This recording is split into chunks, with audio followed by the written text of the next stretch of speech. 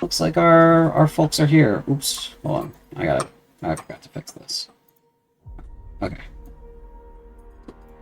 And I'm gonna go ahead and just move you, Waffle. Move you up. There you go. Look at that.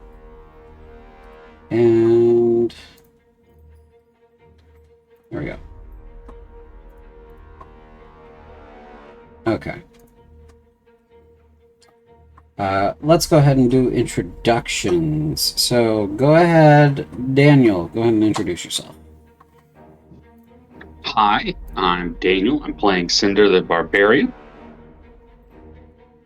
And I don't plan on dying today. Oh, good.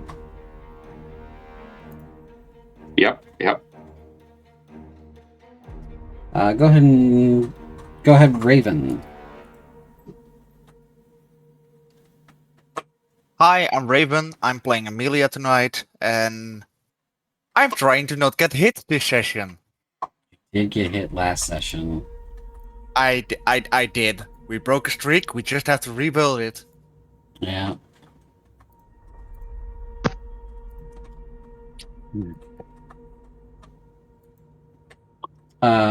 Next up, let's do Alfana.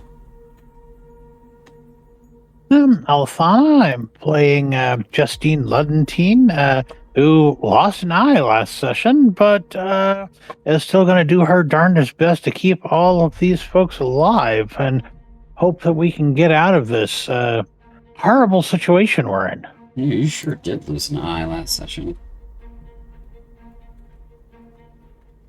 Next up, we have Darrow. Darrow.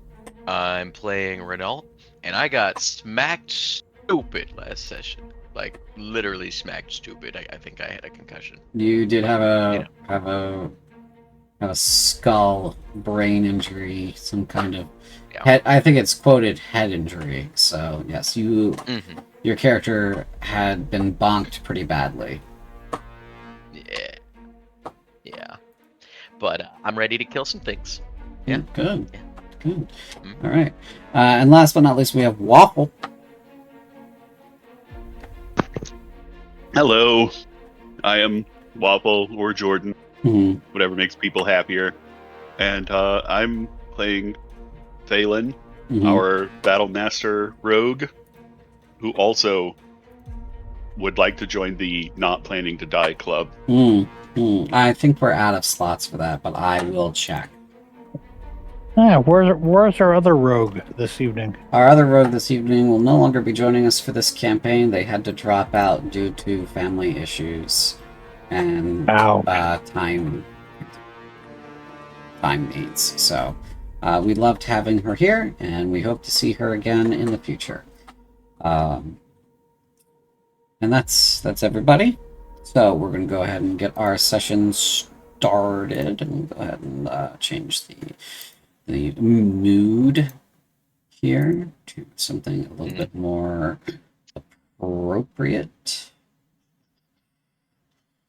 There we go. And we're going to go ahead and center our view here on the fort that you guys have taken over in Helcorth.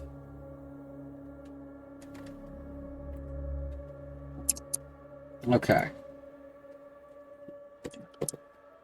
So, go ahead and give a recap, Darrow. Yes.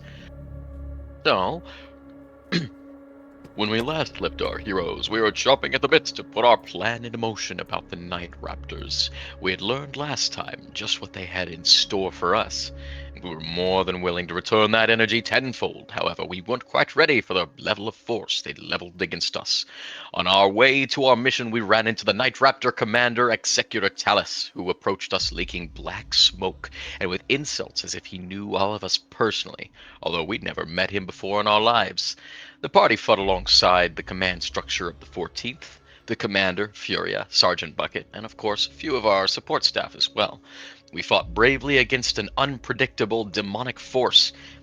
Talus grew to an enormous size throughout the battle, repeatedly targeting the commander, almost killing her several times. We scrambled to protect her and eliminate his allies. The commander summoned an ice wall that allowed us to separate him from most of his force at the beginning of the fight, and this proved invaluable as we weakened him in the opening melee. However, we were quickly put onto our back foot as Renault was forced to move into a healing role to prevent the commander from dying, as Sludgery seemed focused heavily on her. Perhaps there's some bad blood there. Thalen, Vi, Cinder, Amelia, and Justine fought valiantly beside me as we struggled for survival. Our fate balanced on a razor's edge as many of us were beaten bloody. The commander managed to get the killing blow on Sludgery, but not before he took the lives of two of our friends, Sergeant Bucket, our loyal commanding officer and guide, as well as Ash, a lowly soldier who seemed determined to punch above his level. Both of them lost their lives in the struggle. Hold on. Yes. Yes, editor's note, Sludgery. Not Talus. Not Yeah, Talus. I got goofed up there, my bad. That's okay. There was a lot happening. We got it. There Moving on. Yeah, unfortunately, we have not been able to rouse Talus from her coma yet. All right, then. Okay. Let's do the session now. So, hitting up this. We begin in the fort with the squad leaders sitting around a nice wooden table. Warm firelight illuminates the room, and the crackling fire drives the winter cold out.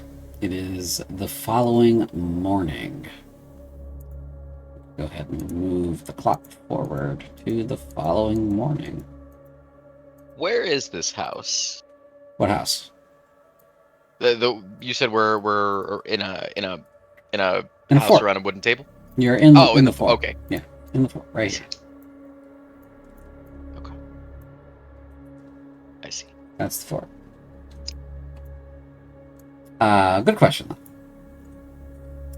Burned and bloody, a pall has come to rest over the warriors. The silence is broken by the creaking crack of the door. Morris, the quartermaster, pops his head in, and then the rest of them. I've found someone I want you to meet. Go ahead and come inside.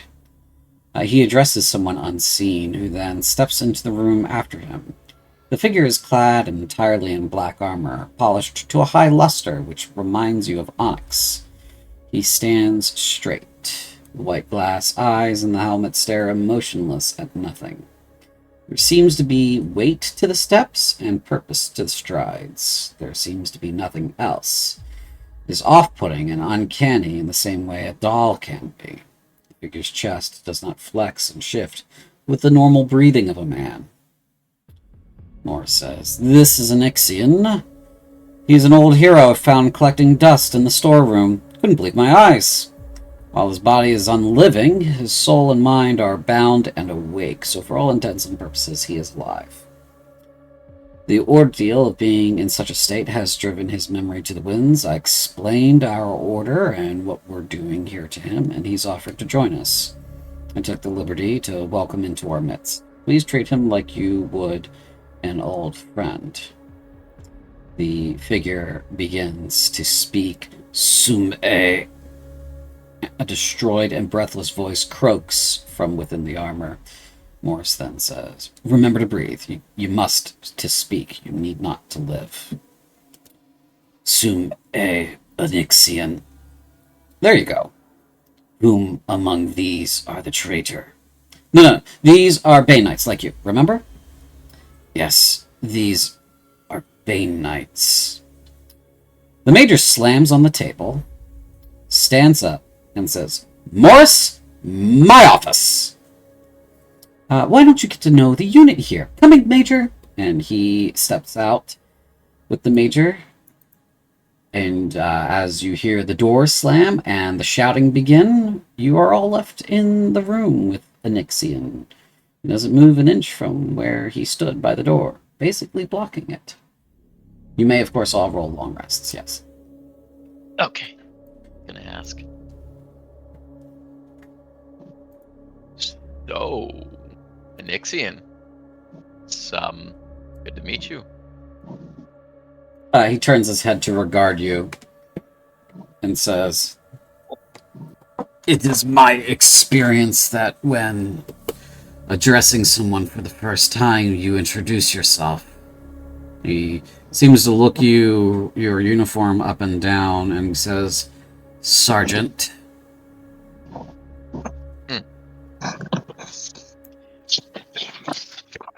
How silly of me. Of course, my name is Renault Gerritsen. I'm a sergeant with the 14th. What up? Do you have a rank? What is your? I don't know how to ask that question here. I don't know. I don't remember.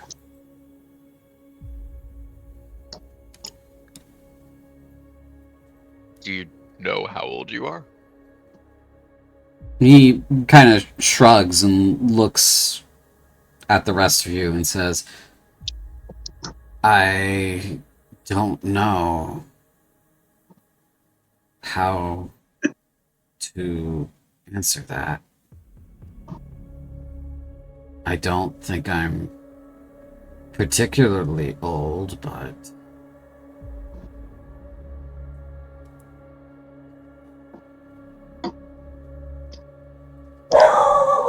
Jesus, dog.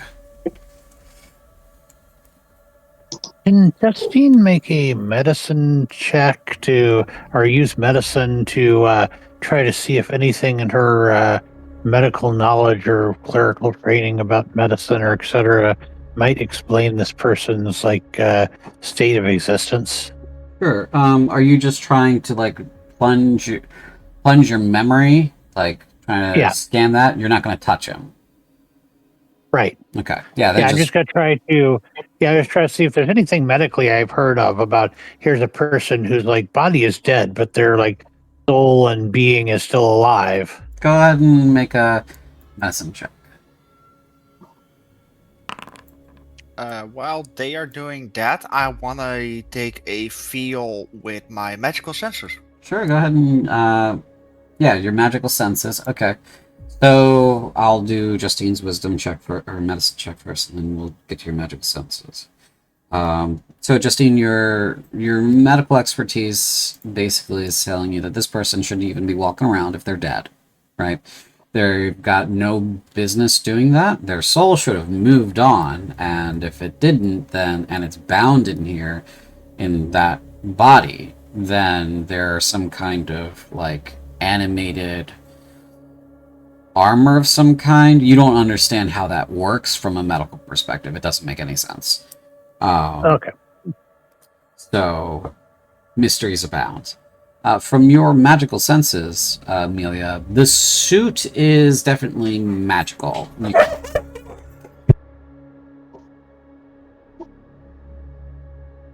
Sorry, had to mute. I'm imagining it was, yeah.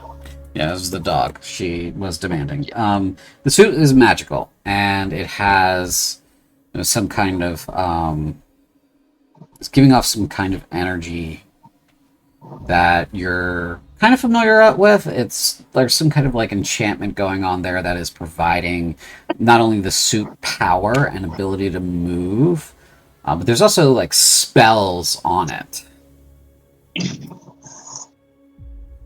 I'm just hearing Cinder rustle through papers and boxes and shit. Does he have any sign of rank on this armor, No. or is it just okay?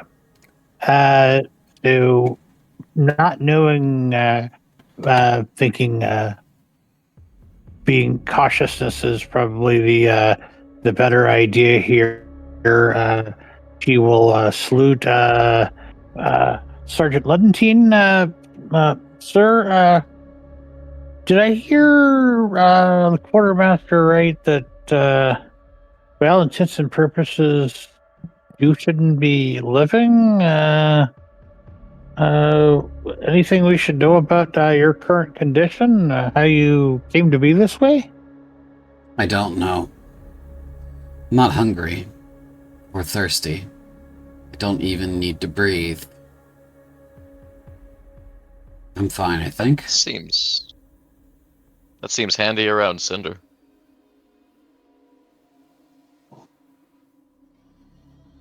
I don't like this thing.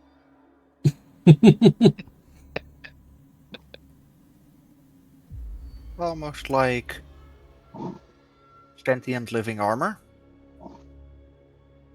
No.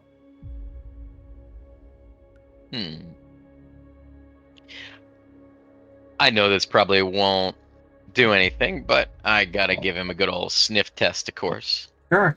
What kind of sniff test do you have? I've got both Divine Sense and Detect Good and Evil, but I'm not wasting a spell slot, so Divine Sense. Okay, so Divine Sense. Go ahead and use that. Yeah. Alright.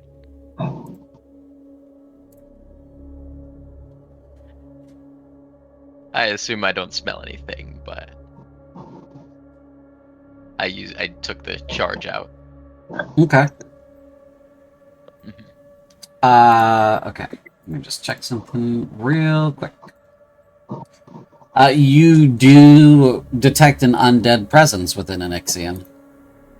Oh.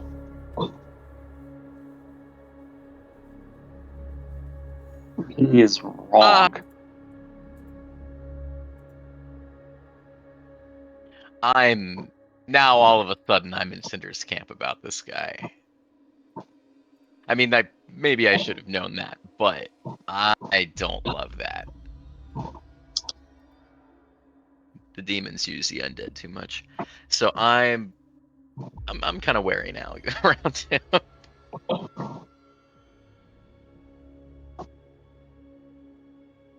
Is there any actual? Does he actually have any like skin showing anywhere through his gear, or is it just like is he like covered head to toe? He's covered head to toe. Upon general inspection of him visually, the whole suit looks to be completely sealed. Which this is a feature of Magitech armor. You haven't seen any Magitech armor recently, but this is the feature of that. Like it's fully enclosed. Are we waiting on anything as a? I mean, like, are we waiting on like a morning briefing or anything? No, you guys are just kind of gathered after last night's. Don't want to call them festivities because they weren't festivities, but Yeah, right. We'll get to what happened last night soon. We're doing things. I think if we're not waiting, anything. Thalen will get up and just make a round around the fort with not the outside but the inside. Just make sure we're ship shape everywhere. Sure. Yeah, you get up and you leave. And you and Titan take a walk about the fort, check things out. The rest of the 14th and the 4th Salamanders and the remainder of the Gorgons are basically doing their jobs. They are setting stuff up for the day. Artillery engine is being set up for today's operation, and the infantry are taking their positions where they need to. So. Would it be a perception check to try to overhear what some of the shouting? Since you said they're not being quiet about the argument that's going on between the major and the quartermaster. Sure. Yeah.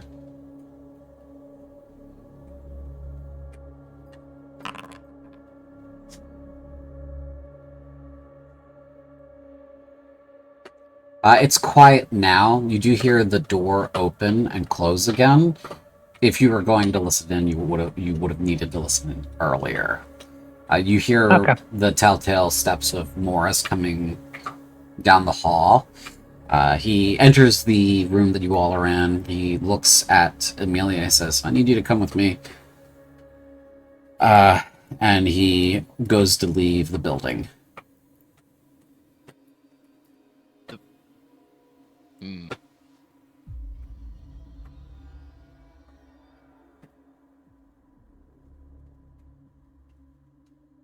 Amelia, do you follow Morris?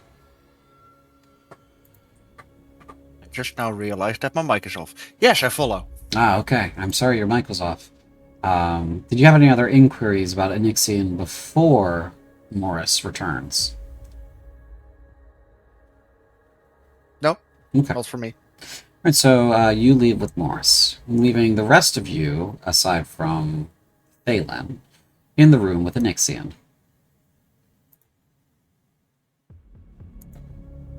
So, what's the last thing you remember? I remember being in a terrible battle, fighting for our country, dying for our country. I remember pain, giving my life for the throne and the crown. I remember fighting off demons.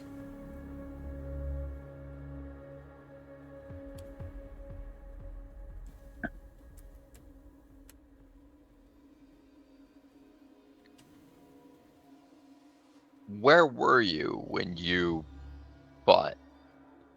Do you remember that?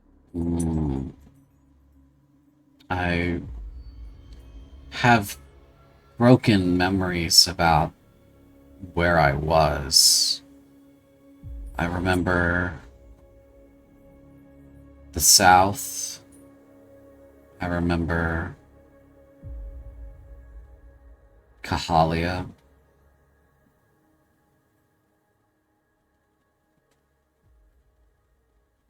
I remember Sorath. I remember Morith.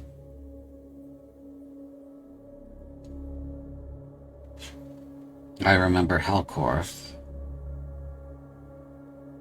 The Crag.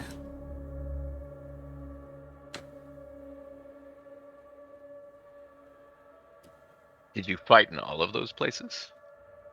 I don't know.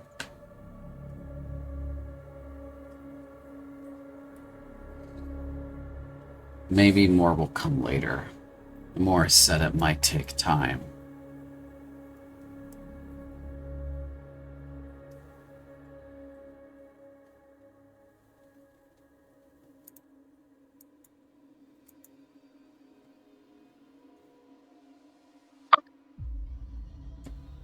Cinder's just going to kind of spit on the ground and kind of stand close to Renault.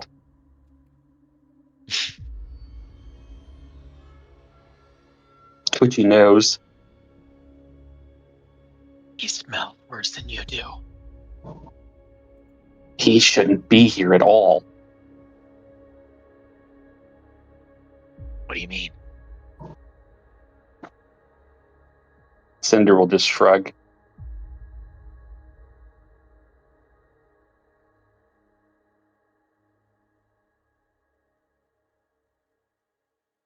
Do we know which where in this building? I'm assuming it's the same building.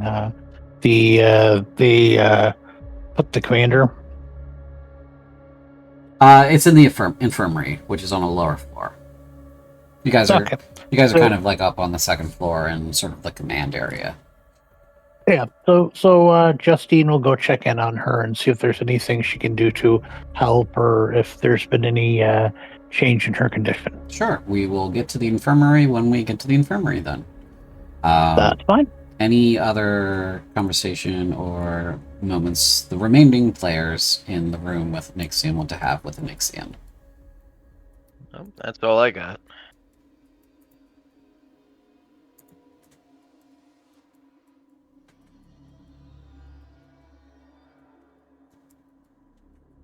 Okay. Then we will move on to outside. Morris guides you, Amelia, down into the middle structure of the building, of the fort there. So it's this building here. Through a lead door, he brings you into a large room that is very hot. In the center is a machine that looks like 4 metallic crab claws. The claws slowly spin and weave what looks like gossamer made from energy, the strands coalescing and rising up to the ceiling into a crystal lattice that must project the energy field to shield. He turns to you and says, "We don't stay in here too long if we can help it. You'll start bleeding from your skin, mouth, eyes, all the holes, as the field rips you apart. This here is the main unit." He shows you a thing, some kind of contraption. "This lever deactivates it. You can deactivate it hot, like this." He throws the lever, and the noise in the room begins to lessen. "Restarting it is a bit more complex, but we're going to change the shield's configuration to only cover the fort. Energy density will change outside, but not in here." And he's going to start taking you through the steps to do this and shows you everything on how to work this, Amelia. Okay? All right. Great. So together, you guys reconfigure the shield, and go ahead and give me an Arcana check at advantage. Good thing I suck at those. Do you actually? I have +1. It's intelligence based. Ah, shit. You're a charisma caster. That's right. Yep. He goes, "Okay, well, you got the basics of this. You won't blow us up." And you guys turn the system back on, and you see the machine start rotating again, weaving the gossamer. He says, "All right, now let's get out of here before we start bleeding out of all the holes." And he takes you out of the shield generator room. Thank God for radiation poisoning. Yeah.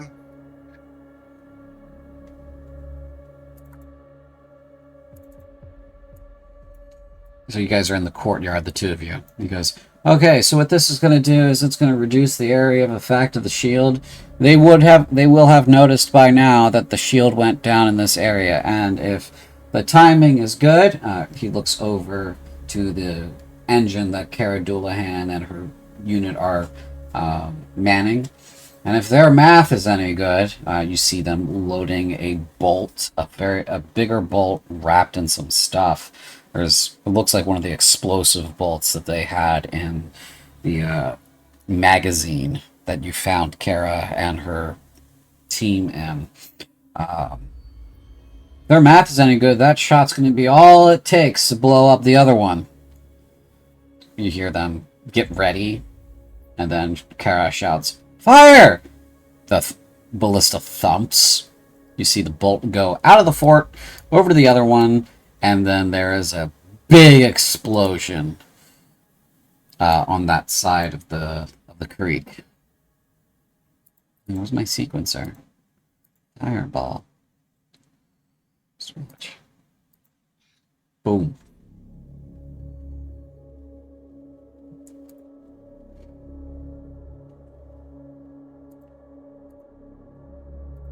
It's just flames.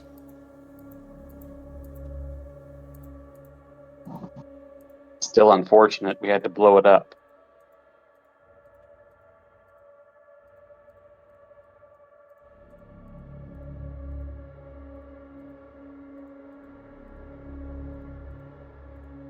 Pretty much everything over there in that general vicinity is on fire. Thalen, you are on your walkabout when this happens. You hear the ballista bolt thump. You hear Cara yell to fire, and then there's the explosion that nearly knocks the wind out of you.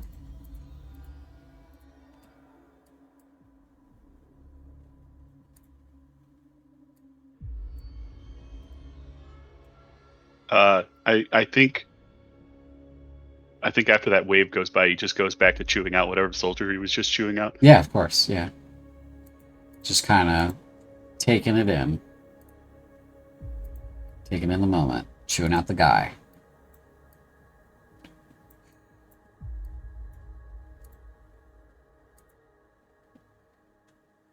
Okay.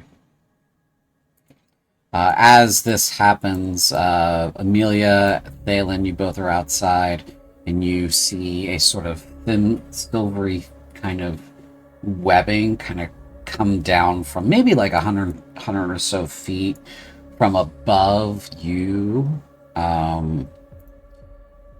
around your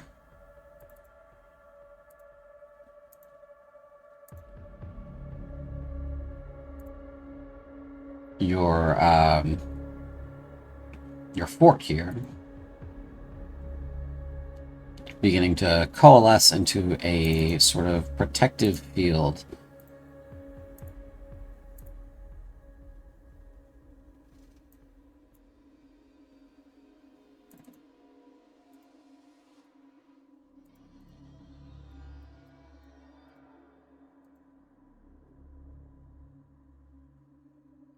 Gotta say, like the effect. Yeah. And once that's over, he says, "All right, Amelia. We're gonna check on it every few days. This shield is much smaller, so it should be able to handle a lot more punishment. It does go all the way around. It's a sphere, okay? So it's gonna go all the way around. I did when I did the math, made it go around our nice little hilltop here. So should be safe. Shouldn't have cut off the corners of any of the buildings, which was what was demanded of me. So we should be good. Any questions? What is able to get through the shield? Well, on a long enough timeline, artillery will be able to pound it into dust. Anti-magic will go right through the shield easily. Well, that stuff's rare, so hopefully it'll take them a while to get that together if they have access to that sort of thing. So Then I might have an out-of-character question. Mm-hmm. As Amelia is proficient with alchemist supplies, would she know of the existence or the knowledge that oxygen exists? What exists? Or at least the oxygen. Oxygen, yes. Would that be common knowledge? Not particularly. Okay, then to shift back into character, would air also be able to, get in and out? Oh. Before we all suffocate to death? Oh, I mean, no. Not really, no. We are on a limited timeline. I see. Yeah. Do we know how much? Well, considering the size of the space we're in and how many of us there are, we probably have a few weeks, maybe a couple couple months. Plenty of time to figure out what we're doing. Honestly, if it takes us that long to figure out what we're doing, we're kind of screwed. So.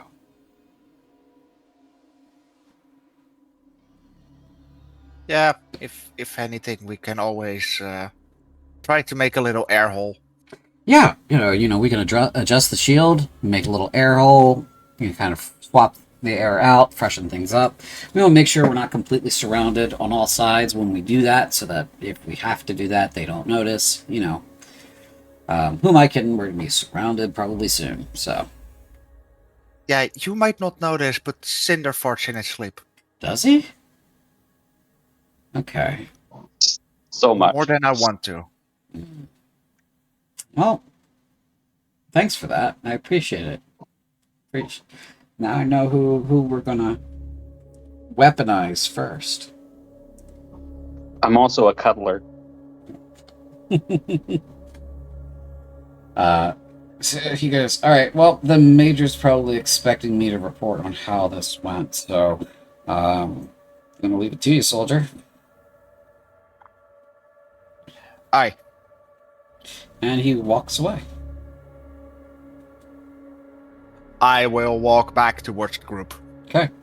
You arrive back in the meeting room with the rest of the group. Reynolds and Cinder and Justine are there.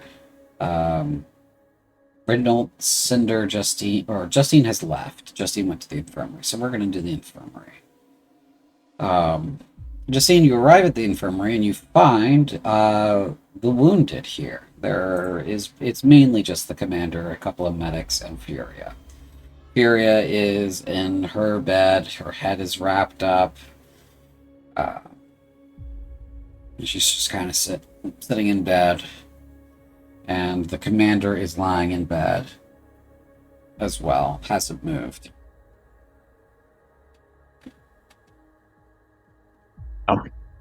So her and Furia are pretty much in the same state they were the night before. Yes. So I'll ask the medics on duty, is there anything that they need? Is there any way that I can be of assistance, etc.? The medics on duty say, well, you should probably be in bed too, because you had your eyeball ripped out. And we need to get you fitted for an eye patch, and we need to make sure that that doesn't get infected. So sit down. Okay, well, she'll do that. Yeah, they give you treatment and a once-over. And fit you with an eye patch. And she has to do the obligatory pretend to be a pirate at least once before heading back up. Sure, yeah.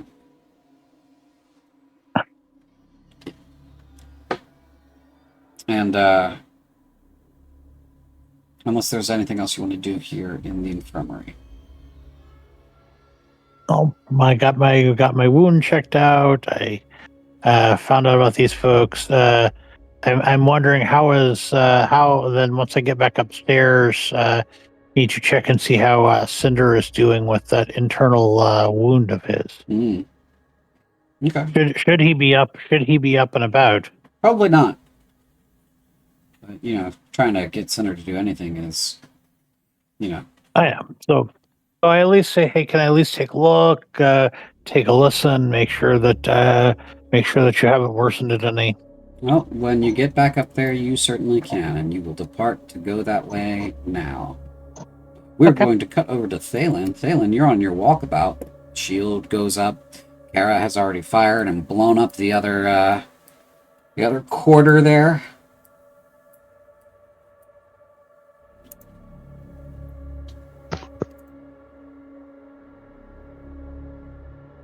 Yeah. I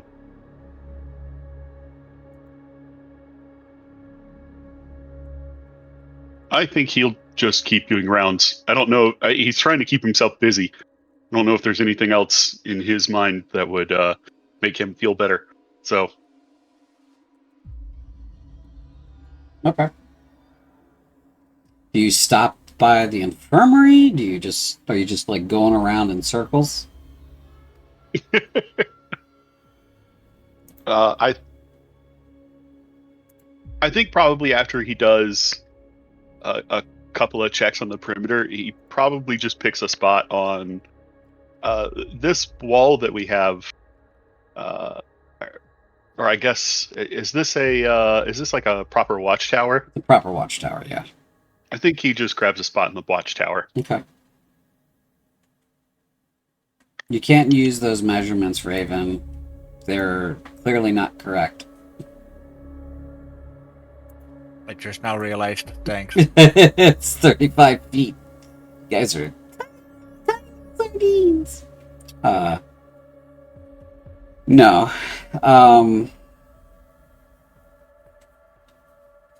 Okay, so Thalen, you and Titan post up in the guard tower and keep a watch on things. You watch this conflagration burn. It's kind of hard to tear your eyes off of it. After a while, I would also like Renault to go to the whatever med area they have set up. Not necessarily to get checked out, but just to keep guard, because he doesn't trust anyone else to do it. Sure. Before you depart, Justine returns and Amelia return to that meeting room that you guys are in with Anexium.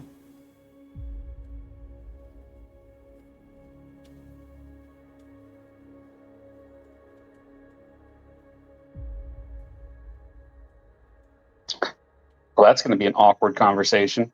Yeah. You guys are just standing there mad dogging him? I thought about peeing on him, but yeah. Okay. Mm-hmm. After a few moments before these two ladies walk in, maybe just a second or two before they walk in, Anixian says to you, Cinder, I know not what manner of creature you are, but have I done something to you to warrant such a face? It's more so what was done to you. Then why are you angry with me about it? Should you not be... I'm not angry at you. I'm angry with you. Oh. Then should we be both angry at Morris? Yes. Okay.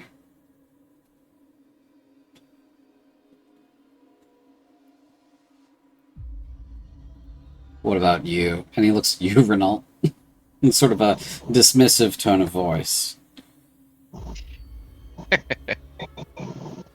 Well, admittedly, I haven't run into your kind before, but I have a sense, I guess you could say. My abilities give me the ability to smell demons, to smell other creatures, as well as undead. And, well, you smell very overwhelmingly like undead. Yes, I believe Morris made it very clear that I am, in fact, dead. Though the parts of me that make me human are here, and that is what makes me alive. I can accept that. I don't dislike you. I just don't trust you. Fair, you just met me. I am not some hate-filled skeleton whose only existence is malice.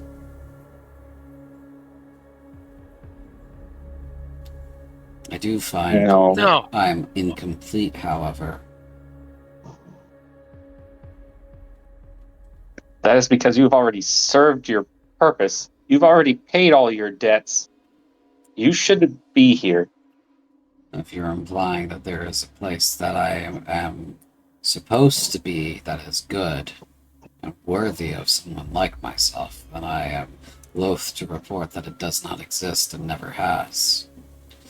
What I do need to satisfy my own spirit is a weapon so that I can destroy our enemies. I don't mind that. I don't mind that at all. I don't trust you, and if you turn a weapon on any of us, it'll be the last thing you do. But I don't mind giving you a weapon. This place is going to be pretty chaotic soon, and we may need every hand we have, undead or otherwise. He levels a look at you and says, Turn not traitor, and I will have no need to level a weapon at you. Renald just smirks at that. You know what? I think you and I can come to an understanding. I thought that might be the case.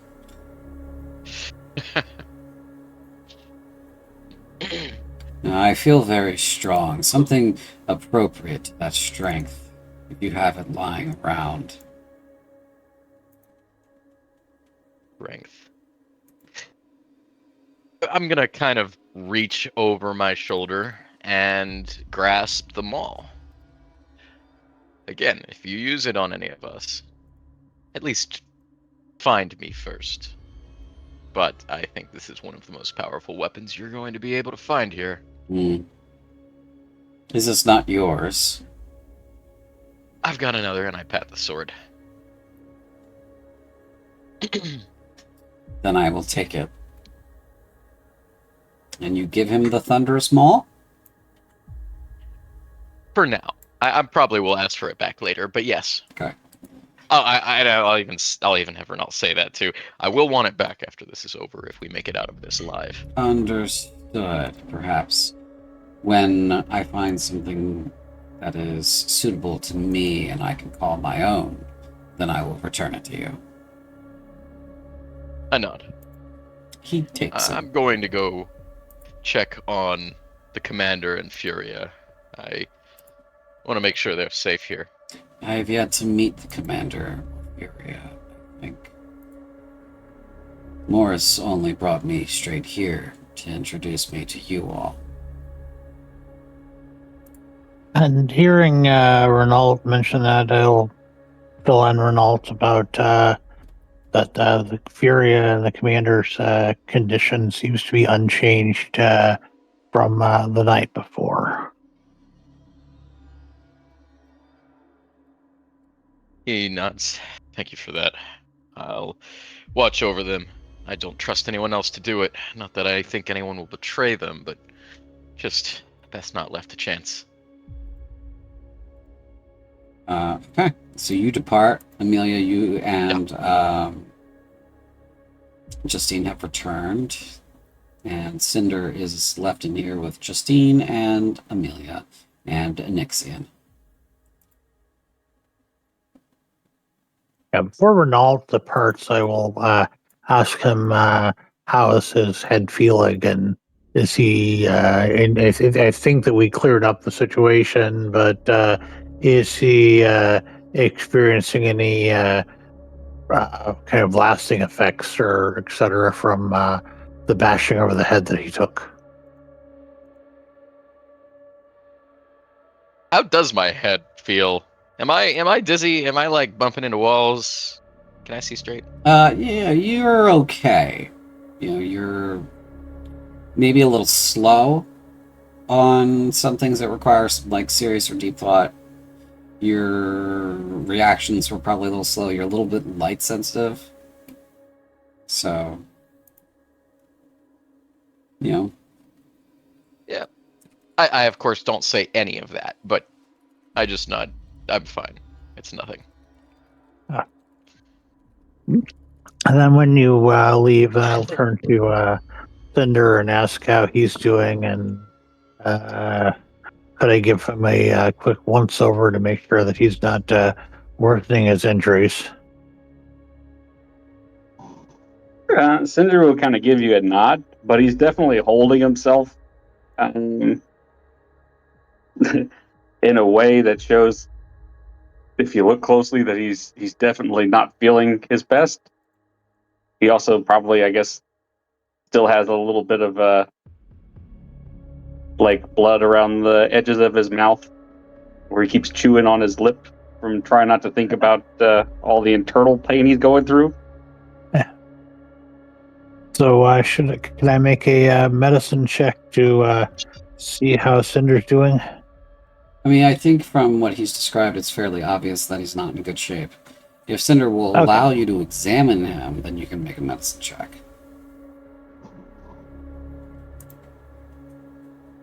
He'll give you kind of a growling nod.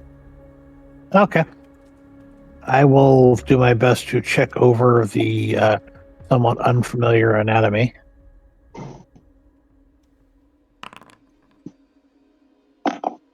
Unfamiliar anatomy is unfamiliar. I'll ask if he's made a trip down to the infirmary to get checked over by the other medics. I doubt they could help me there.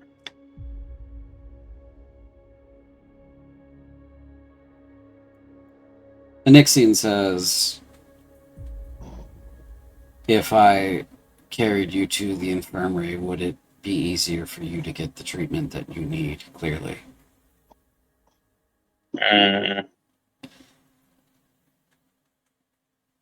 At the very least, let them attempt to help you, soldier. You cannot destroy the enemy if you're doubled over in pain like that.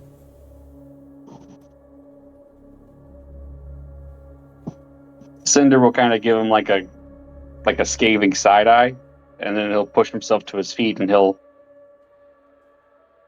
slowly walk over past Aliathana, kind of give her a second look and look back at the Nixian, and then go on to the infirmary. Okay. So Renault, you arrive in the infirmary. You guys are just kind of like going around in circles. Yeah, pretty much. Renault, you arrive in the infirmary, and Cinder's not far behind you. Thalen is busy doom scrolling the fire over here. You changing any of that, Thalen? Or you gonna be doom scrolling the fire He for a is while? full emo aura farm. Like there is like flames from the nearby inferno are dancing off of his downcast eyes. Mm-hmm. It is, yeah. He looks like a cover album right now. He's not having a good time. You're writing an album about this whole experience right now. Yeah, and it's not good. Okay. I wouldn't hate actually. I would take a sanity roll on him. I mean, I've got Titan with me, so Sure. Yeah. Go ahead and roll a sanity check for me.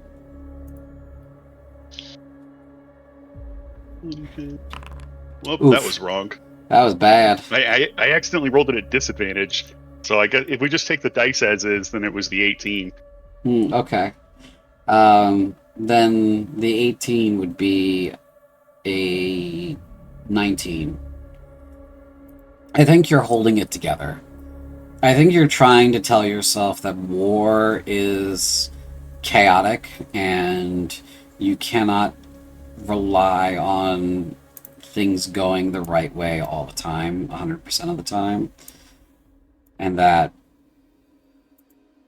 believing that things were going to be great and you guys were going to get the upper hand was wrong. I think you're trying to tell yourself that the reality of this is things are hard and it's going to be hard until it isn't, and that the soldier's mindset, your mindset, needs to change and you need to be more of a moment to moment. I think he's really going through the disillusionment of previously he was drawing some level of comfort on the people in charge at least know what's going on, and then now it's very clear that that's not the case. And in fact, it's completely opposite for him right now. The command level above the one he has immediate person-to-person access to turned out to be extremely hostile. Right. Yeah. Yeah. So he's aura farming. He's coming to grips with the reality of the situation. He's doing pretty good. Remember, that's an 18, folks. Which makes it a 19. And Titan there is sitting next to you, aura farming, much better than you are. Like, the dog has it going on. And all this to say, as Renault walks into the infirmary to see what's going on in there, Renault, you of course see Commander and Furia in different beds. Yes. How does I can already guess how the commander looks. How does Furia look? She's got a real sour look on her face, and her head is wrapped like she got her eye cut out, and in a big hit on her head. The helmet saved her. There's a big cut down that side of her head, down the left side of her head. That's her eye. So she's got bandages to cover that whole cut and her eye. Well, shit. And she's not stirring, right? She's out. No, she's not out. She's awake. She's just kind of sitting there. Okay. Well, I'm just gonna kind of wander up, and honestly, I'll see if I can keep her company if she's not too pissed off. Okay. So you sit down on the bed opposite or next to hers. She looks at you with her good eye. Well, we lived so far. Yeah. If you call.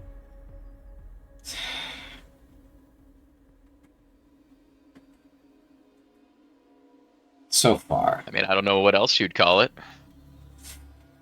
Getting real tired of getting my ass kicked, Renault.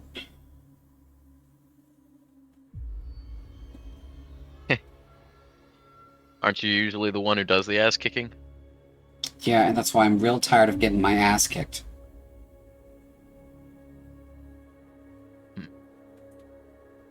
You and I got too separated during the battle. We should have been fighting side by side, and maybe we wouldn't have gotten our asses kicked. That's probably a very accurate assessment. So why didn't you... It's not going to do us any good to throw blame around. We're just getting scream and cry. I had to heal. I mean, we did what we had to, but next time Yeah, we'll do better. I was making sure the commander didn't croak. Well, she's something like alive over there.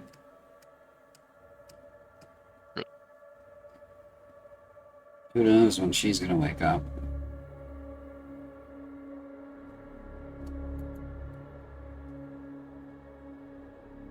So that leaves the Major in charge, huh? Yep, that's right. I heard the way I heard her shouting at Morris. She's on a warpath right now. Morris pulled some hunk of living armor out of the closet somewhere, and I don't think the Major didn't really like that very much. Seems like a bad move. Yeah, I don't trust him, but he seems honest. Who, Morris? Morris seems slippery. Like, that guy is... I've known him for all of, like, a week, maybe 2 weeks, and he's always been a problem about everything. You know, just... Oh, we can't get this, we can't get that. And I realize now that that's because we were getting embargoed, I guess, by our own people. But you didn't have to be such a dick about it. Yeah. Although, to be fair, I was talking about the armor. He seems honest. Well, does he have some kind of personality? I mean, kind of. He doesn't really remember much, but honestly, he sounds kind of like me. Is he like some kind of dead guy in the armor? Is that what it is? I smelled some undead in there, yeah. Yeah, he's Okay. probably rotting inside the armor. There's something wrong with these people. You know? She says He's that in bad. full view of the nurses, who are all Corinthians. You two are the only people in the room right now that aren't Corinthians. Cinder, you come padding in at this moment. She goes, Exhibit A. and then she says, "There's something wrong with these people where they just can't. They're stuffing dead bodies into armor, bringing them back to life. They're as cute as you are, Cinder. I assume you go like scuttling up to Renault and Furia. Yeah. As cute as you are, Cinder. Nobody asked your permission if you wanted to be made, and how you felt about it. But yet here you are. I assume that's the same with all kids, though. I don't know. I guess. But like, these people are crazy, Renault.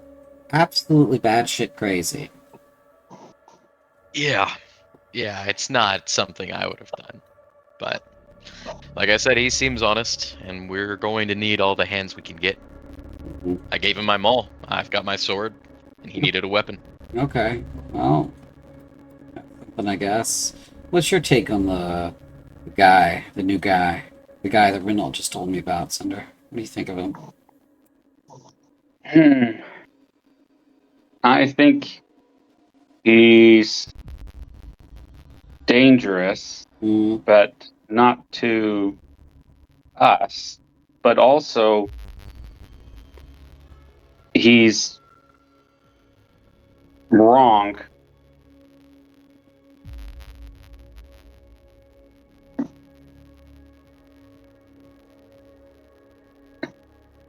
Oh, was that the end of it? Okay. You could tell he's trying to think it through. Maybe think about it for a little bit, Cinder. Get back to us, huh? Yeah. Let those nurses take care of you. Hmm. So, Yeah, didn't you get kind of thrown around?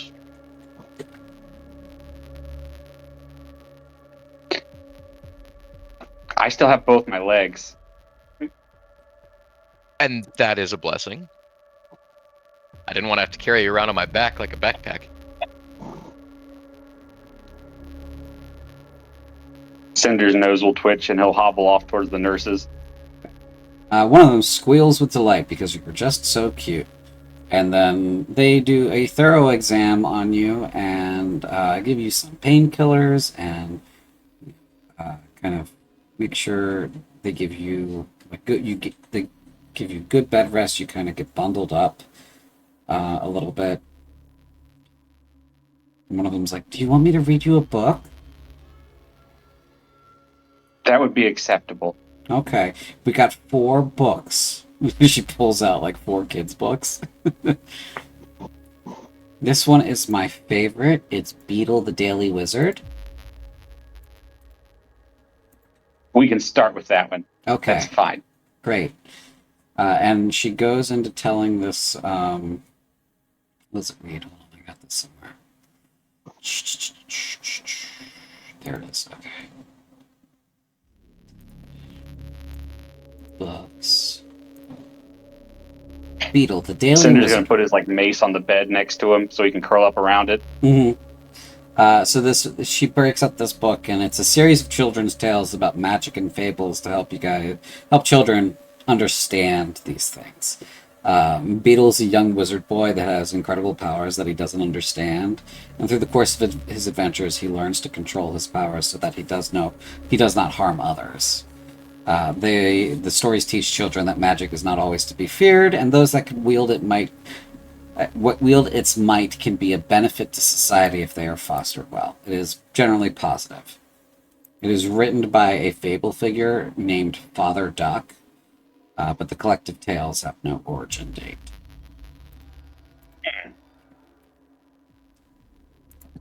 World lore. Mm-hmm. Yep. So this nurse is reading you these tales about this wizard named Beetle.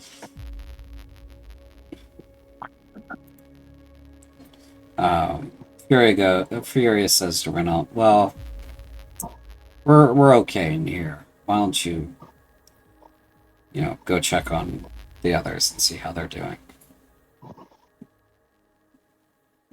When she says the others, do I know what she means? Like, is she just talking about other people here, or the other sergeants in the squad? The other sergeants in the squad, the other members. I don't really trust to just leave you and the commander here unguarded. What's gonna happen? What do you think I'm doing? I don't know what could happen, and that's entirely the point. Well, Morris was supposed to put his shiny shield up. Is the shiny shield up? Oh, yeah. Yeah, I saw something go up just before I went inside. And then some big boom and fireball of fire happened, too. Great, then they can start dropping bombs on us at any moment and we'll still be safe. Go see how everybody's doing.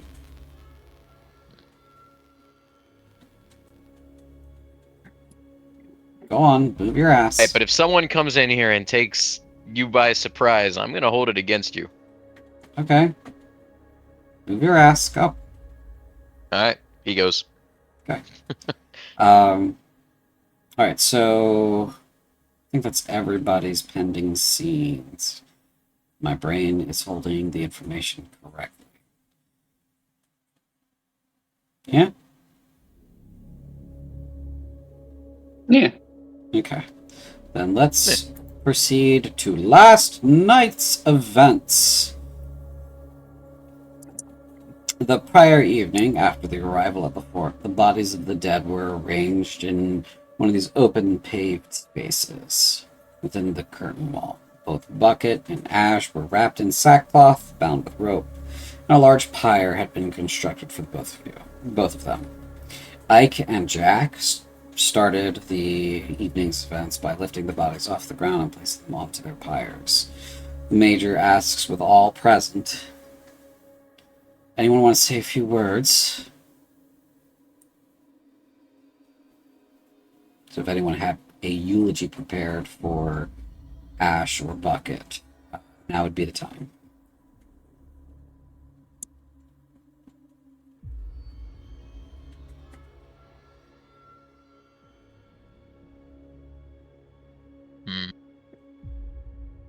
I didn't have something prepared for this, but...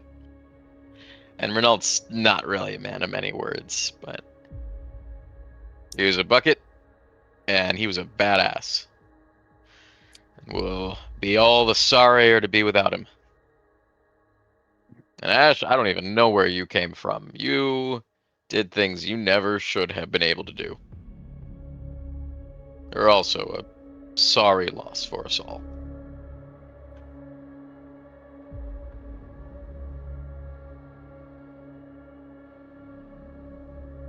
The ground's richer and we're the poorer for seeing them go.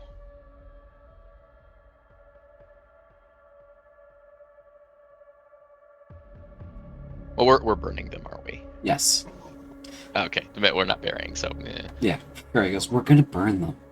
We're gonna burn them, you idiot. And she's inconsolable. She's just been crying since, since earlier in the evening after the fight, so...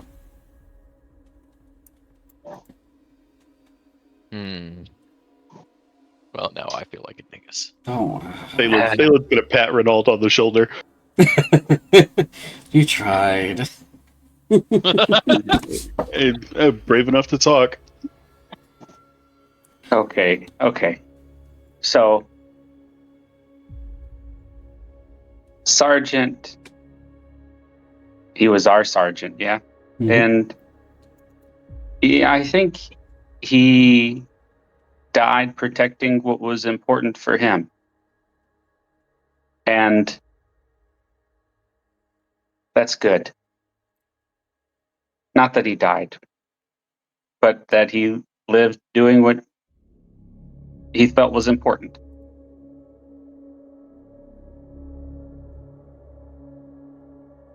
And that's what I want to say.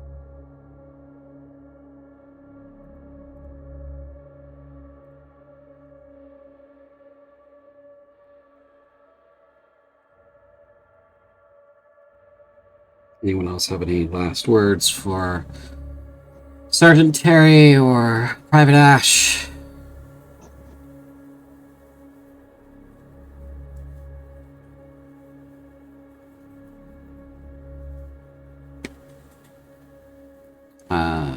Since no, then Major orders Jack and Ike to start the fires, and the funeral dirge begins. Everyone roll a performance check.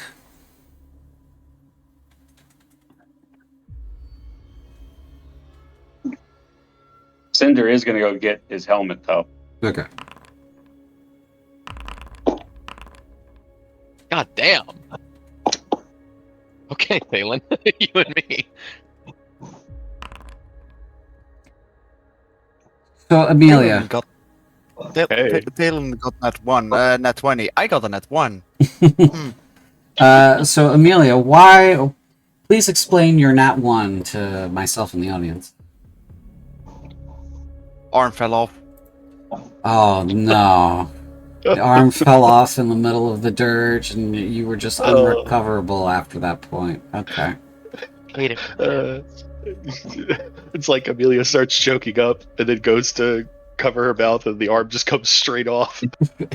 Loud clang. Like it's hours after the fight, and it's like I guess the acid ate through some of the straps or something.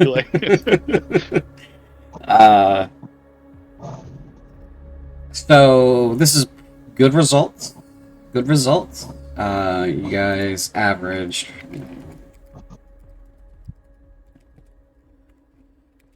17, which is over what I was hoping for, and so the party receives inspiration.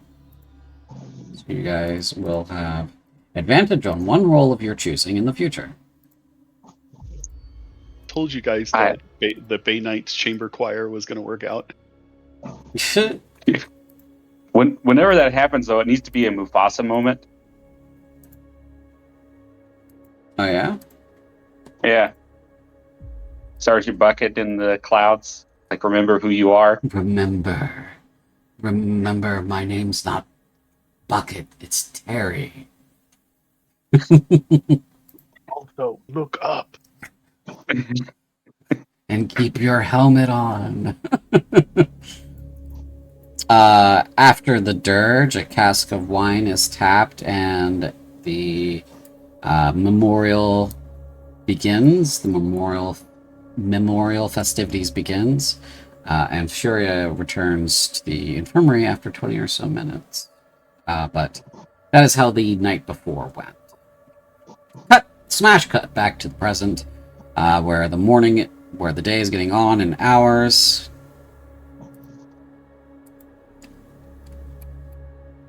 And How, oh, go on. Go ahead. I was going to ask. Go ahead, sir. Sir. I was going to ask how we lost, where Vi is going.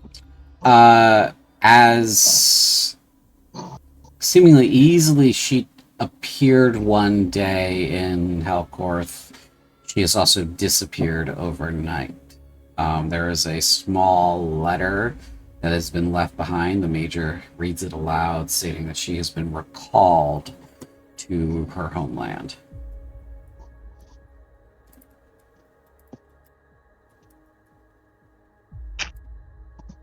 Well,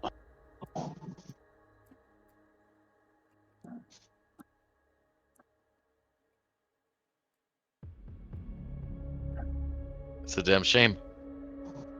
yeah, I think without any context, Thalen's going to take that one real personally. He's just kind of stuck in that spiral of like, well, we could have snuck messages or something out with them.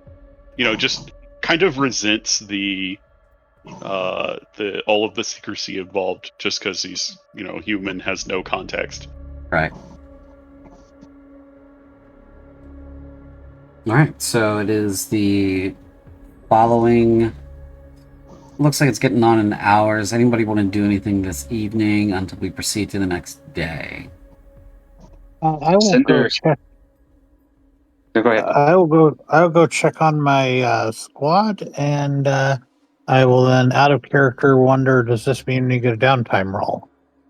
Yes, it would mean a downtime roll.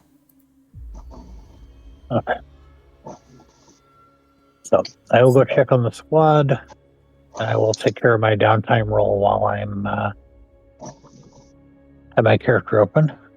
Okay.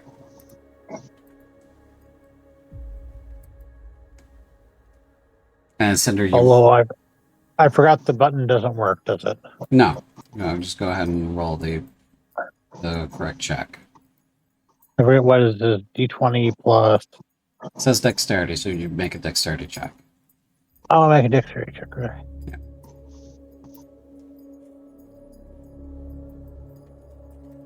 And can I get some... I'm assuming I saw somebody helping me with it, so I get advantage. Who would be helping you with it? I forget who was helping before. I believe it was Bucket. Oh, can I find a new helper? Well, Furia is in the infirmary. So you would have to convince one of your fellow players to help you learn how to fire this damn thing. I'll worry about that on the next day if we have one. Okay. Well, 2. All right. Inconsolable grief. Inconsolable grief. Yep. All right. So, Cinder, you were going to do a thing for the evening. Yes, it's a brand new fort. It's brand new buildings, brand new corners to pee on. Okay, yeah, you're gonna check all the corners. Are you going into every available space to see if it's a good spot to pee? Yep. Okay. Every corner is a good spot to pee. All right, so go ahead and give me an investigation check because you're basically searching the place without actually searching it. Yes. What you're looking for is different than what someone else might find useful, but you're still looking in all these spaces. I'll even use my inspiration here. Okay, so that's what you choose to do. Very nice. 17. So you go searching through basically every room so you can see if you can find stuff to pee on, or stuff that seems important to pee on, or corners to pee on, just to kind of Ways in, ways out. make sure that there's no other daglings that are going to be able to claim this place. Marcus and Toby, they're still inconsolable in general. Like they don't know what's happening, really.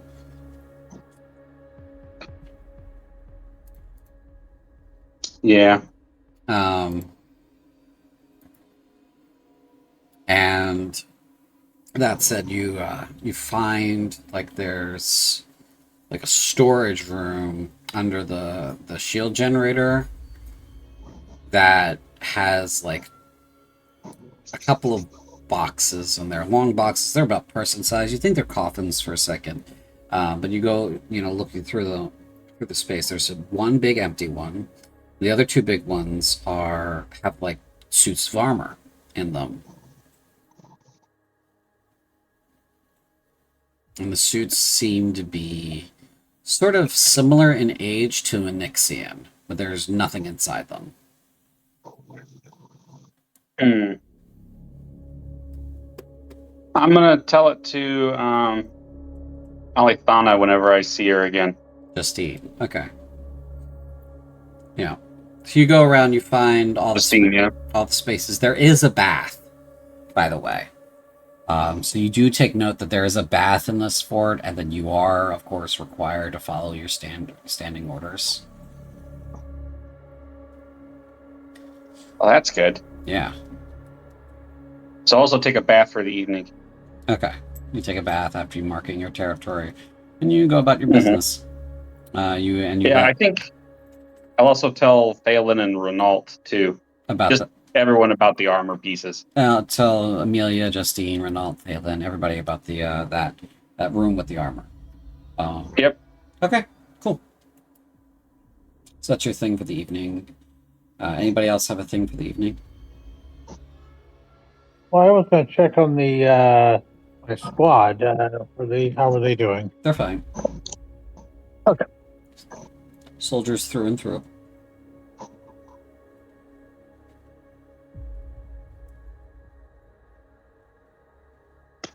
All right, well, Thalen's gonna go talk to the major. Okay, go talk to the major. She is in what amounts to the commander of this fort's office. She's basically commandeered it. When you walk in, she says, "Yeah, can I help you?" I was gonna ask you that, Major. Just trying to make some use of myself. No, I want you to get some rest, and we're going to have a meeting tomorrow about what we're going to be doing in this fort from here on out. But the important things that secure our safety for the time being have been done. So, get some rest, and I'll see you in the morning, okay? I need to think. I think Thalen's gonna lag for a minute, but eventually nod. Is it, how, can I make an insight on her? How's she handling the stress? Sure, go ahead and make an insight check.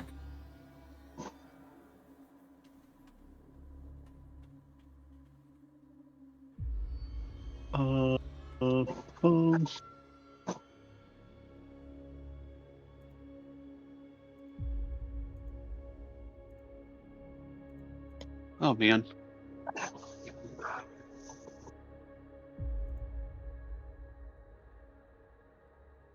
Okay. Insight, I think I'm gonna, use a, I can't remember what they're called, the Battle Master things. The Superiority die. Superiority die. Yeah, I'm gonna use a superiority die on it as well. Okay. 19. She has compartmentalized. Effectively, she is working through the problem at hand at the moment. She has shoved her feelings into the deep dark hole that they belong in for now, and has compartmentalized everything. And she's probably gonna have her breakdown in private and cry later, but she's handling it at the moment. And especially not to us. Yes, especially not in front of you Cry guys. up, not down, right? Right, cry up, not down. Yeah. I think the last thing Thalen's going to look for is just to make sure that she's not forgetting to do the bare level functionality of like eating and drinking. There's a cup of steaming tea on her desk. Okay. Having seen all that, he doesn't feel like he can help the situation anymore. He's just going to nod. I think he's going to work on whatever set of logic problems he's got in his personal effects, just for his wisdom improvement. Sure. Okay. So go ahead and roll that for me, and then we're going to stop for an ad break. This is a new thing we're gonna do. We're gonna try to get 9 more points. We're gonna try to take breaks for the ads, so that. Oh no, I fucked it. Okay. So that'd be 61. Okay. So we're going to try to take breaks for ads so that people don't miss stuff. So we're going to go ahead and do that now. Be back in 5 minutes.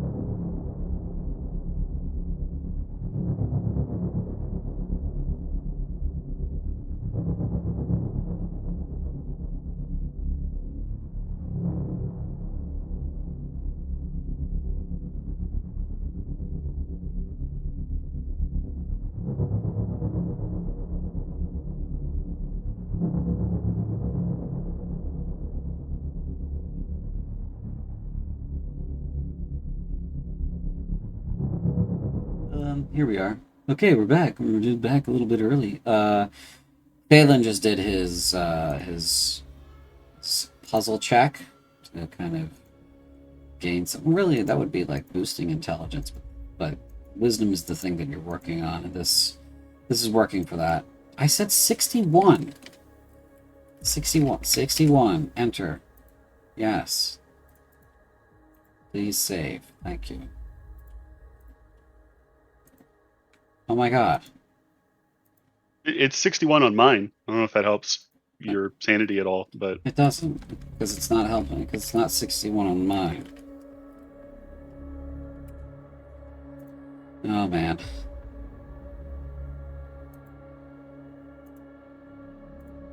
Alright. Please write that down that needs to be 61, okay? you got it. Going in the notes. Go in the notes, write that down. Right under all the question marks that I have under the war score now. Right, that's the... Oh yeah, you could stop keeping track of that, that's... Yeah, I That's- keep up, man. Yeah, that's not Who necessary. the hell knows What what the war score gain of Night Raptor, like the Night of Long Night Raptors, is going to be? I don't know. Shrug, man. Plus 1,000. It's over, buddy. Yeah. Game over, man. Game over. It does read like a very depressing war journal because it's like things are going well. There's a line in a bunch of tabs that just says Bucket is dead, and then under that it's like the notes are sporadic. Where it's like you could definitely find this like the adventure RPG that takes place in this afterwards is going to be like this Thalen dude had a rough time after the 24th of Crozius. He sure did have a bad time. Yeah, your character sheet's not updating for whatever fucking reason. So that might be a module issue. So let's go to Cinder and Renault, because you guys, and Emil and Raven. No, Renault, you already did your thing, didn't you? You already did your thing for the evening, right? Not really. I Okay. mean, I was gonna watch the medics and just make sure that they were safe, but like, Okay. Well, let's Furia told me to go, so let's swing back to Amelia then and see what she wants to do for her evening. Amelia, what would you like to do for your evening? Amelia would probably sit outside a little bit and study the barrier. Okay. Maybe getting some magical knowledge along the way. Sure. Yeah. Go ahead and make a. You're trying to like learn more about Arcana. More her own spellcasting through understanding how the barrier works. Sure. Yeah. Go ahead and make a intelligence check. Gaining understanding about the way something works from a knowledge-based perspective would be intelligence. This is a little bit. This is a little bit beyond you. Yeah, a little bit beyond you. Several like grade levels above your current understanding about how magic works. You're smart. Most of your magic is, vibes based. Can't really put it any other way. It's a lot about your connection to yourself and who you are, and the power that resides within there. You kind of tap into it in an emotional way rather than intellectual kind of way. You're starting to kind of understand a little bit of like there's more to it than that emotional path to your magic. Morris seems to have more of an intellectual grasp on his magic than an emotional one. And maybe Justine has a different kind of grasp on her magic than you do.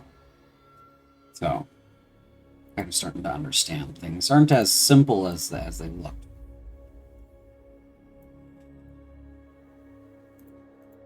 But yeah, the shield's kind of beyond you.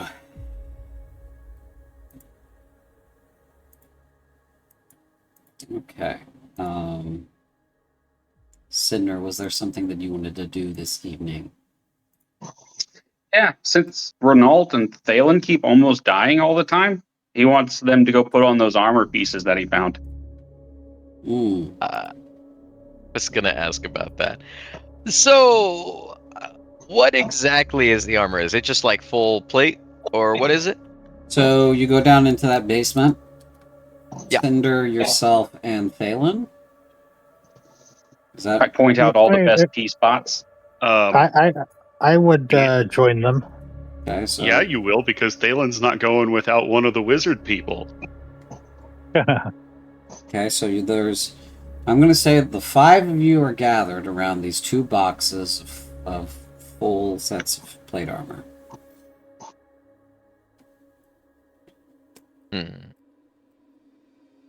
So, just to recap, we know 2 things about this.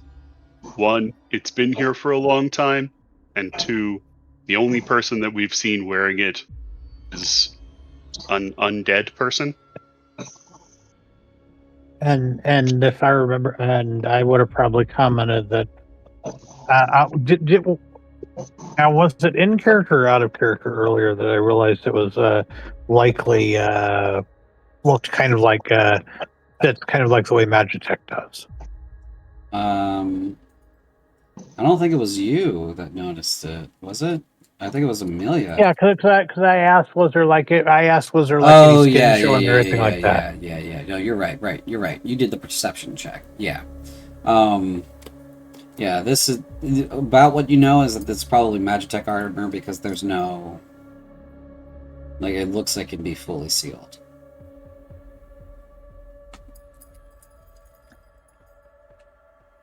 Yeah.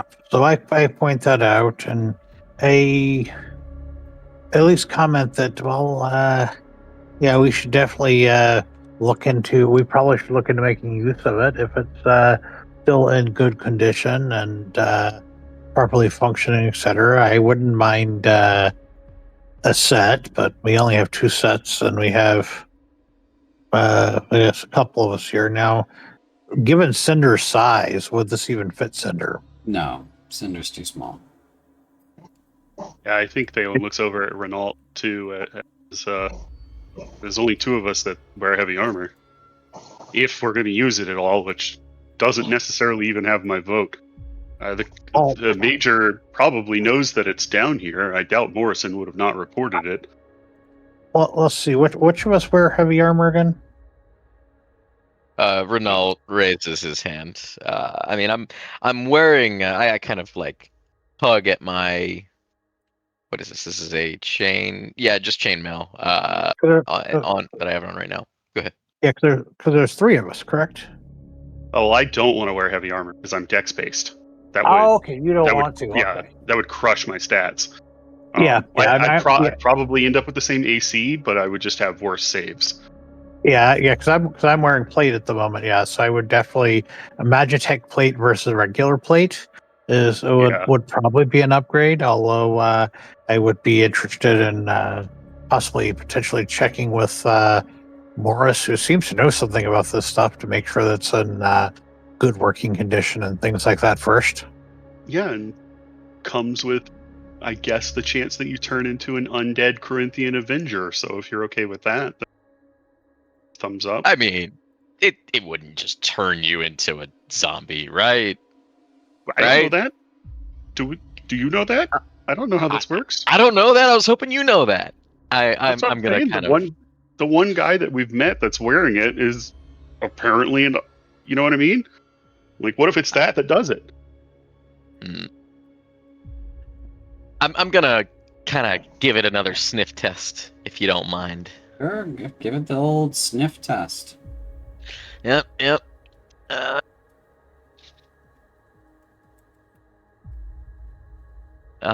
Just waiting for you to spend the ability. Yeah, I'm trying to. There we go. Divine sense. You get the sniff test. Yeah, it doesn't smell like it's a fiend, celestial, undead, or anything of that nature. It most certainly is not a creature of any kind. I'm gonna kind of like smack the top of the box. Well, it passes the smell test. What does my magical senses say about it? Magical. Both of them are magical. You're not, Okay. they're not really sure how. I mean, you haven't laid hands on them and you haven't inspected them. And Okay. neither of the wizard types, as Thalen put it, have any sort of magical education. So you actually, what you could intuit based off of this is very little. Well, I will inspect one of the suits and see do all the armor pieces, they seem to be there, etc. Just kind of take inventory of one of the boxes. Sure, make an investigation check. Okay. Grab investigation here.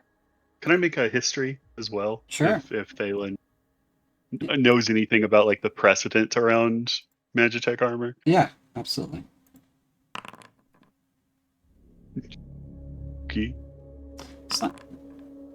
Well, you didn't really pay too much attention about that in school, Thalen. It wasn't really your field of study. That's craftsman stuff as far as you were concerned in school. Now it seems very pertinent to have paid attention in that particular class, but... If only I hadn't skipped that day for fencing practice. Right. Justine, from your inspection, you can see that the armor itself is in good condition. It has all of its parts. Its interlocking plates and such seem to be in flexible and working order. It is empty. The suit's crystal battery appears to be charged, so that is not a problem. It is missing spell stones, so there are no spell stones inside of it. The etchings all appear to be intact. There is a list of names etched into one of the breastplates, one of the sides of the breastplate, and it is unsocketed. There are no gems in any of the other sockets for, added elemental enchanted effects. So this is basically, from what you can tell, is it's ready to be used. It just doesn't have any of the stuff that makes it special. Okay. If you put it on, I will. Just had a thought. Yeah, it's. Can I make an investigation check to kind of look around the room some to see if I can find any of the add-ons that would normally go with such a set of armor? Sure, make an investigation check. Who are you saying, Thalen? Thalen's going to turn to Renault while Justine is searching around and say, there's Furia too. She wears heavier armor, right? Yeah, that's true. How many sets of these do we have, or is it just a bunch of them? Just the two of them. Just two of them, okay. Yeah. And I'll give myself guidance on my investigation check. Sure. Although I'm not so sure that Furia's armor isn't already top of the line. She's just got normal plate from what you've seen. I think we box these up and I'll go talk to the major. You can't find any of the additional parts that would make this anything better than mundane plate. Yeah, I mentioned to the other folks here. It's that's these are their current state. They're not any better than normal full plate unless we can find some of the other components. So we really might want to do some more searching around here. I haven't found any, but I'm not necessarily the best at finding things. Sure. I will start searching myself as well. See if there's anything I can spot. Okay. I can, if you maybe want to just help Thalen. He's quite good at snooping. Yeah. Well, because I'm not that great. Yeah, I will do that, and I will also try to extend my magical senses a bit and see if that will help me locate anything else, that or anything else of value down here. You want to reiterate that your magical senses are not a catch-all. To be able to sense Right. anything from a general distance, it needs to be extremely powerful. We're talking a cantrip level thing you won't be able to sense it from any distance, right? And so, you're not picking up anything just wandering around the room. That's what the spell Detect Magic is for. Okay.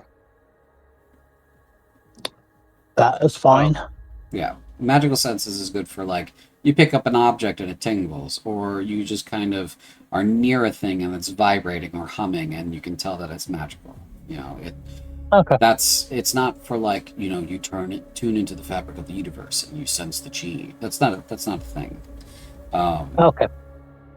So I'll have to hope the other guys are better, more successful at searching than I am. yes. Do I have advantage on this check? If Reynolds is helping you, yes. And Yeah. I do want to clarify that this is the last check I will allow for searching this room. Oh shit. Because we're not going to sit here and we're not going to have 5 rolls to search this room. So. It's funny I because it's attack probably the darkness. What'd you it's say? probably on Morris's desk. What'd you I say? said I attack the I darkness. attack the dark. I was going to check in to see what Amelia and Cinder were doing during this. Cinder, I assume you're just attacking the darkness now? Yes. Yes. Okay, go ahead and roll your advantage. Okay. Oh dear God. Okay.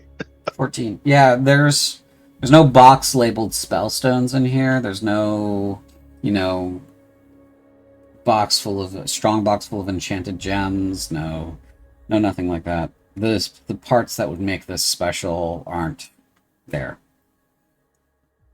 Well, yeah. Obviously, whoever I do think we give one of these to Furia. Probably. I mean, these are nobody else is going to take them. We don't want to leave them for the enemy. These are just assets of the Bane Knights now. Hopefully, if we make it out of this, maybe we can requisition the things that we need to really get them running.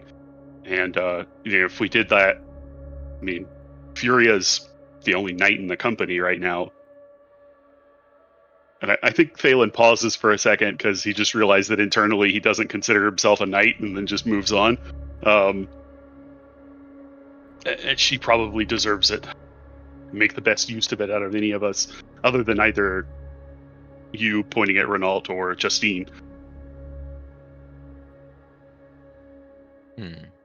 Yeah. So shall we go consult with Furia then? I'm going to Sure. go talk to the Major about it. You two can talk to Furia. The Major might already have plans for it. I doubt Morrison didn't report it. Morris. Oh man, we can all go. Morris. Do we all want to go talk to Major Velmeyer then, and then possibly go talk to Furia, or do we want to divide and conquer? Let's talk to the Major first. Let's focus on one thing at a time here. While these guys are yapping on, Amelia, do you do anything in this room with these 2 sets of armor? I'll make sure you get a moment if you want it. Nothing that already has been said or done. I mean, I don't want to roll another check. Okay. If you get what I mean. Yeah, I get you. I was about to lose it if you were going to say make another investigation. You guys, as Renault and Thalen are going through every box that they, is in this little storeroom. Amelia comes behind them like a mom to make sure that they actually looked in the box. Doesn't find anything. Or is putting everything back. Putting everything back the way it was found before, actually cleaning up after them, And Cinder, you were attacking the darkness. Right? Okay. Yes. Cool. Okay. The 5 of you shuffle off to the Major's office in the fort. The door is shut.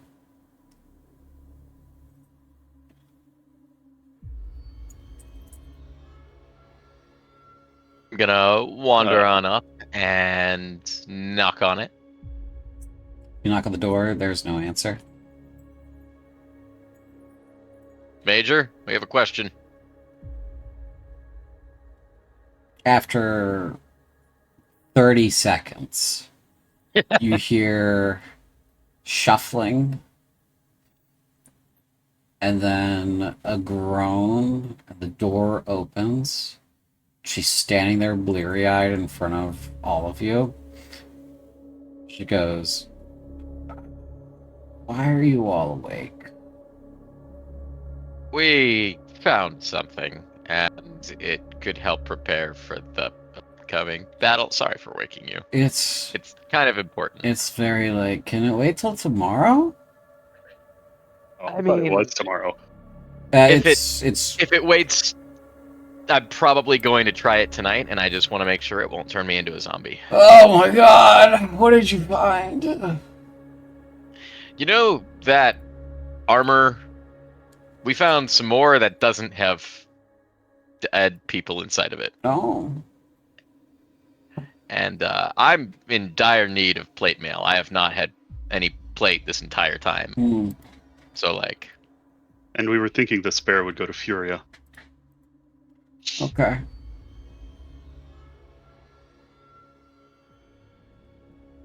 it's not going to turn me into a zombie. Well, I'm gonna ask you to wait until tomorrow. Because this isn't a right now thing. This is a tomorrow thing. This is very much a tomorrow thing. Okay? Damn it. Go to bed. What's the word? What's gonna happen? Mm, Don't put it okay, on. You win. Don't put it on. Don't. I can't be any clearer, Renault, and the rest of you. Do not put it on. Don't do it. Oh dear. Okay? So it would turn me into a zombie. No. Alright. I just. No, it's just a. It's just a very simple order to follow. So, people Yes. in this fucking order have a very difficult time following very simple orders. I have two very simple orders right now. Order number 1. Do not put the armor on. Order number 2. Go to bed. Get some sleep. We have a meeting in the morning. Okay? Justine Yes, will salute and go, "Yes, ma'am." See, that's the kind of behavior, that's the kind of soldierly behavior I expect out of all of you. Now, if you don't mind, I'm going to go get my beauty rest and sleep. She shuts the door, leaving the 5 of you in the hallway. Thalen's gonna pat Renault on the shoulder again.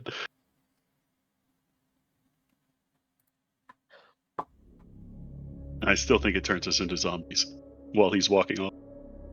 Yeah, I think there's a good chance of that. So I'm gonna go to bed and not put on the armor. Okay. Is there anyone Although who Actually, is there anyone who doesn't go to bed? I don't go to bed. Okay.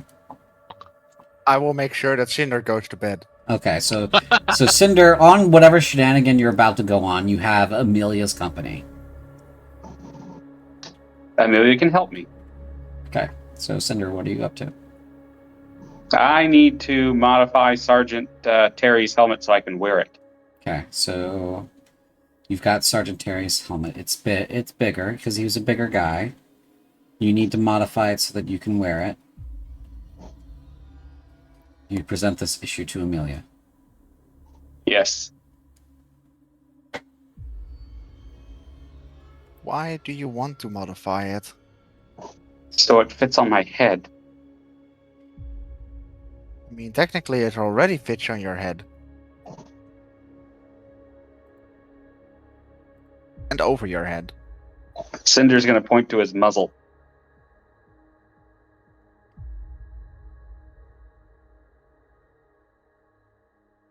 I need Fair to be enough. able to speak.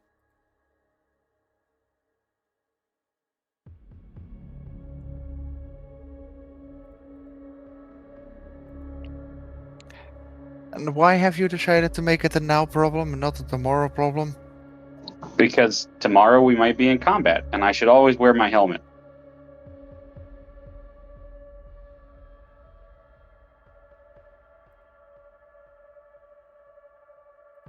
We don't really have the tools for this, and I don't want to destroy it. Or make it worse. So we find somebody with the tools. Not at this hour, Cinder. Hmm.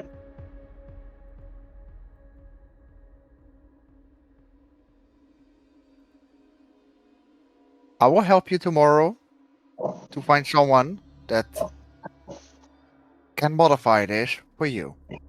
How about that? Fine.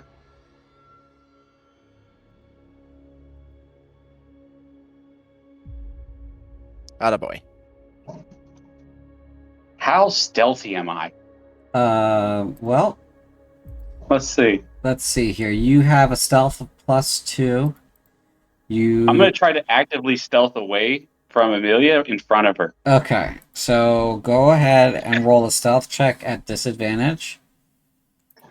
And the DC is 10. You got it. Oh my god. So you try to creep away from her right in front of her. And she sees you. She clearly sees you. Cinder? Damn it. Bed. Now.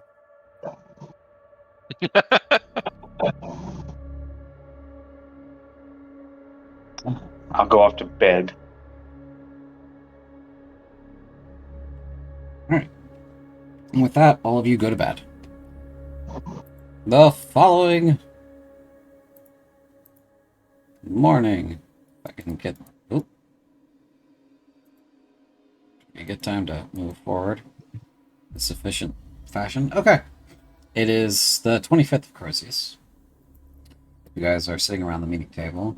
Nixian is sitting there in the corner like a statue. Morris is also at the table, and the Major's at the table. And she begins to speak. So we have some options. Ladies, gentlemen, we have some options as to how we're going to proceed from here. Now, the commander wanted us to retreat. Oop, that is the spookier one. I want this one. The commander wanted us to retreat, ideally to Forteth, but there are other options as well. So I'm going to go ahead and discuss what our general plan is. I've had Morris already begin on this general plan. For starters, we need to get out of here. We have considered our options, and we have decided that Hellforth is lost. Now, Morris has the information necessary to construct a teleportation circle. We are going to need time, however, to do that because it is not his forte. She gives him a look that's daring him to challenge that, and that it is something that he needs time to reference and build upon. And so it is not an especially easy task for him. So it's going to take a while. The other part about that is we have two options as to where we teleport to. This is the major issue that we need to figure out. So, for starters, Forteth could have fallen. When the Night Raptors did their coup the other day, they might have tried an attack on the capital. If they managed to get through the defenses there, then it is possible that the country has fallen and that we are on our own, and it's basically everyone for themselves. Right? Don't know if that's the case one way or another, but that is a possibility. So if we were to connect to Forteth, we might be falling right into another trap. Which leads us to the other option. military base Icor is currently being constructed outside of Hillsfar. It is not complete, but it is under construction. And last we heard, it was going to be the headquarters of our order, and it supposedly already has a gate in place for moving men and materials. Now, we know that that gate wasn't going to be connected to Helcorth because we knew Helcorth we were just going to be holding on to it as long as we could. That said, we may want to try connecting to it from here. There's a possibility that in both cases, whoever has control over the gates will deny access and deny the connection, in which case we're shit out of luck. That'll leave us to option 3. Option 3 is we find a way to break out of our current situation, which could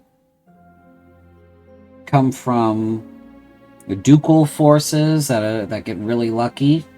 It could come from other external forces, or something like that, or we manage to concoct some devious plan that gets us out of here without taking too many losses.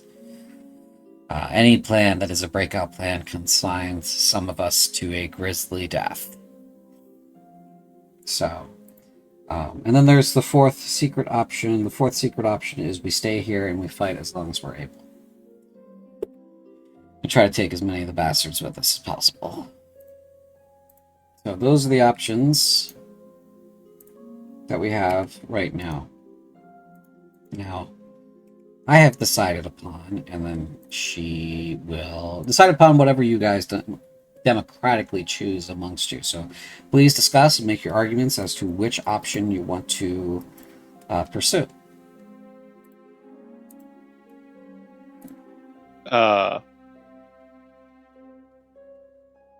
Well, my vote's going to be on the fort that we're supposed to take command of outside of Hillsfar. Or that's supposed to be our headquarters.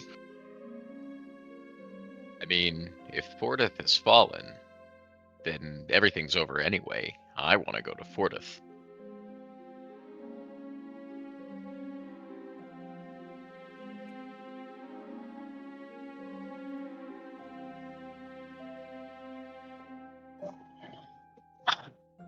I kind of think Fortith is also a good approach, because if it has fallen, then it's just over. But if it hasn't, then we can bolster it.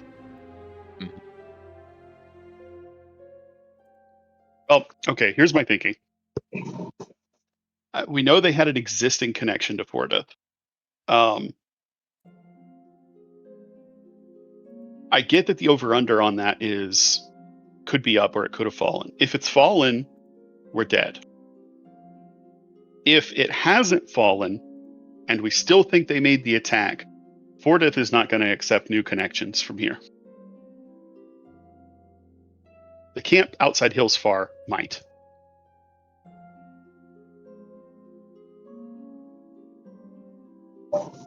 That's a good point. How far is that from Fortith? It's basically the front line, which is where we want to be anyway, right? Yeah, so let's go ahead and take a look at Corinth. Everybody here.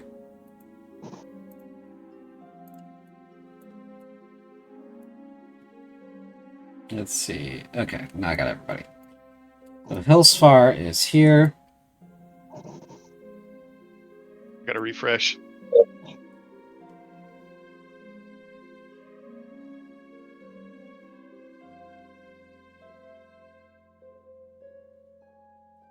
So Hillsfar is here. Everybody see that? She says the military base is outside Hillsfar, so it's in this general region. You guys, of course, are here.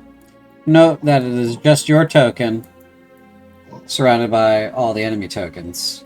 Just zoom in on how bad that is.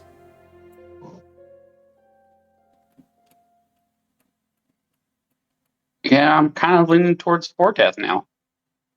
Fortith's all the way up here.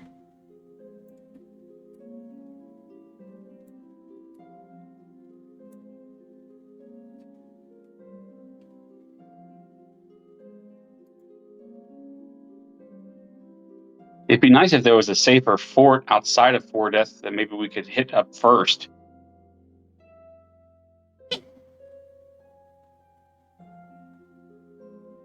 Yeah, I don't know. I don't know if Fordeth has its own standing forces, right? It's got the royal family's army. That's right. Yeah, I don't think Fordeth goes down. Even if they got every Night Raptor through, I don't think Fordeth goes down.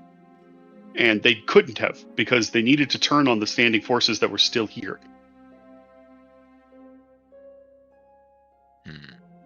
There's no way they're not licking their wounds. Maybe a strike team gets through. But then, like I said, it's the same over-under. They're not going to accept new connections from us unless we get incredibly lucky. And Hillsfar is where we can do the most good, and Hillsfar does have a functioning gate, and so we could theoretically still go to Fordeth if we wanted or needed to from there. But Hillsfar would put us, would just move us still on the front line to where the Bane Knights are supposed to be stationed anyway, and still allow us to continue our mission of defending the country. So that's another good point. Yeah, Hillsfar, Carla, and Carlega Rock or Rossiford in general, might be aware if the capital had gone down. I mean that way we're not just walking into it blind. I mean, assumedly the camp at Hillsfar has they were, as the major said, is supposed to have connectivity to places like Fordeth and etc., just not Hellcorth. So yeah, just from and I don't know, and I turn to look at Morris. My knowledge of teleportation isn't my specialty either. Is it easier, or does it make a difference if the destination is closer or further in terms of building your teleportation circle? He looks at you and goes, "Well, that's because you're a fucking nun." And then he says, "Yes, of course it makes a difference. The distance alone changes the math." And so if we were to, would it be easier and or faster for you to be able to build a teleportation circle, say, to Hillsfar than to Fordeth? Yes, your nunliness, it would. It would be much, not easier, or it would be, the math would be simpler, because I don't have to account for so much distance. Hey, buddy. And so then I turn to the rest of the group. My vote's for Hillsfar. If nothing else, we can go to Hillsfar and then continue on from there if we need to. But hopefully the folks at Hillsfar have some intelligence. And right now we know nothing about what's going on north of the wall. Most of the Corinthian military is stationed along the wall anyway. Yeah, Thalen's mind's basically made up. And everything else is just I think there's an undercurrent of fear in him. He wants to put his back to the only emotional wall he's got left, and that's his family's holdings. Which also happen to be right next to Hillsfar. Makes sense. I vote with it. I'm also thinking about biting this caster who's speaking mean. I'm thinking about biting Morris. Morris did get a mean look. He's lucky that Thalen's got him clocked that he's coping with the stress via sardonic humor. Yeah, and then once he answers, just go, and by the way, thanks for the compliment. Sure, you're a nun. And he shrugs.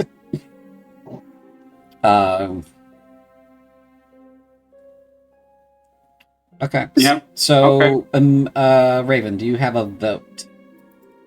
We basically heard votes from everybody. But you.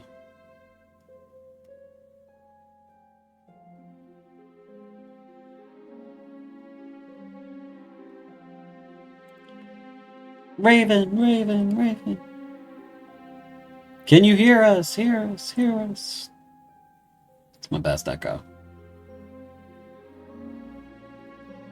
I want to say that maybe they can hear us, but they can't get us to hear them. Maybe their microphone is muted or broken, has risen up against them in a mutiny. Either that or Discord has swallowed them whole, and is in the process of digesting them. Right, they're disconnecting actively. Okay, so to make this simple visually, let's go ahead and enter our votes into the Foundry chat. So do a 1 if you want to go to Fordeath, do a 2 if you want to go to Hillsfar, Icor military base, and do a 3 if you want to try to fight and break out. Okay. Well, that's 4 out of 5 votes. No, you don't get more votes just because you entered more 2s, Daniel. It doesn't work that way. There's I'll Ravens keep that political 2. joke to myself. There's Ravens 2. Okay, so it's unanimous then that you guys want to connect to Icor military base. So I have returned. I fell asleep. oh, well, I'm glad to know that our game is so boring to you. I'm kidding. No, it's the music. Oh, It's the music that's doing it. Is it really? Okay, let me change that. Yeah, it's really calming music. Let me fucking fix that. Calming music for a tense, hectic situation. Yeah. Okay. Fixed. Who's the composer who scored this epic again? Listen, I know that I was just trying to make sure that you guys weren't freaking out. Okay, and I managed to put Raven to sleep. It's entirely my fault, and I understand. You are deeply underestimating my ability to freak out. The Major says, I have decided in order to best follow these orders, we're going to connect to Icor military base, and we're going to try to teleport there. Morris needs some time to complete the circle. We also will need to make sure we have enough supplies for this endeavor. Scouts have already reported this morning that the enemy is gathering outside of our base. We expect bombardment to begin either late today or tomorrow. They're going to try to pound us into dust first, which would be the easiest for them. So, shield should hold if Morris did his job right. He also shrugs. If I didn't, it's going to be a short one. And the Major continues on saying, well, that said, we also need to make sure that we are good on all supplies. Medical, food, water. At least we have a cistern here. We have a well. All that is secure and good and in good shape. We should be able to, last a while. So, don't do anything stupid. It might get mind-numbingly boring. Just keep up with your training, and if you got any letters to write home, start writing them. I guess it will. Everything goes well. We'll be in Hillsfar next month. Okay. Any questions, concerns, compliments? Good plan, boss. Just wanted to bring up the armor that we found last night. Are we good? You both, 1, using that, and 2, okay with the distribution we suggested? Okay, so it's not any better than ordinary plate armor without the extra pieces. If you don't know, these have a variety of uses. One of them is for interning heroes so that they may fight again. Morris here found one that was already occupied and turned it on without permission. He shrugs again and goes, well, we needed the help because people died. She blinks at him. Yes, we needed the help. So, that being said, we don't have any of the spare parts that we would need to make them worth our while. As long as we have intact sets of regular armor, we are fine to continue using those. We'll box up what we've got down there, and if we happen to stumble across some more very rare parts, she looks again at Morris. then we will consider using them, first distributing to frontline troops who will be able to utilize them the best, i.e. Lieutenant Furia, i.e. Reynolds. Okay? So. Justine will raise her hand. Yes, Justine. Well, Major, Sergeant Renault here currently is in need of, likely in need of heavier armor. He's currently only has a chain. This one of those sets would be an upgrade for him, would it not? Oh, I am very lucky to not have taken a serious wound in that last fight. all right then. Well, we'll see if we can get you fitted for that then. Yeah. Okay. Work with Morris is gonna be busy. You and Cinder, no. You still have a blacksmith. Yeah, you. Well, she's not going to be able to help because those are above her ability to work. You and Thalen try to figure out how to get that to sink down to Reynolds' size, and we'll see if that works. If it doesn't work, if it doesn't take to you, don't take it personal. It just wasn't sized for you. Okay, this stuff has to be. Is it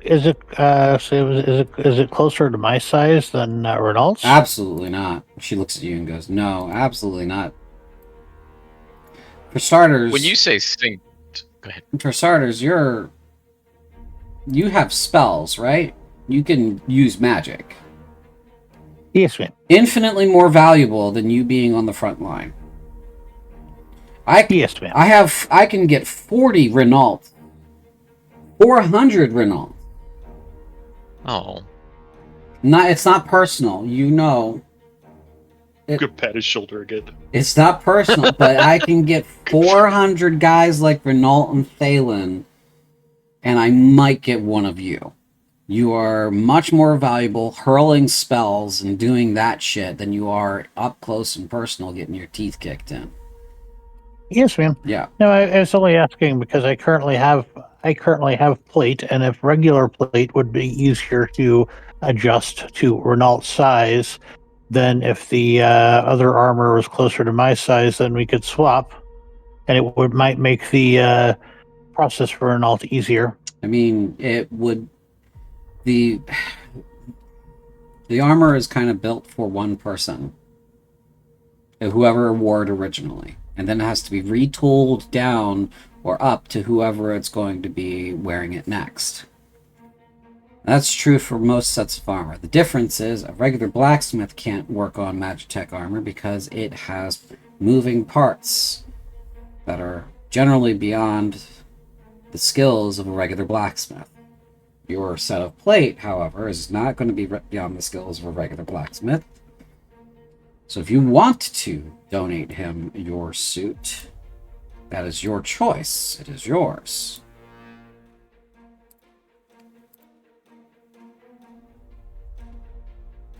Renault's actually not a huge guy, so that might work, but I'm not going to make you just give me your plate, so...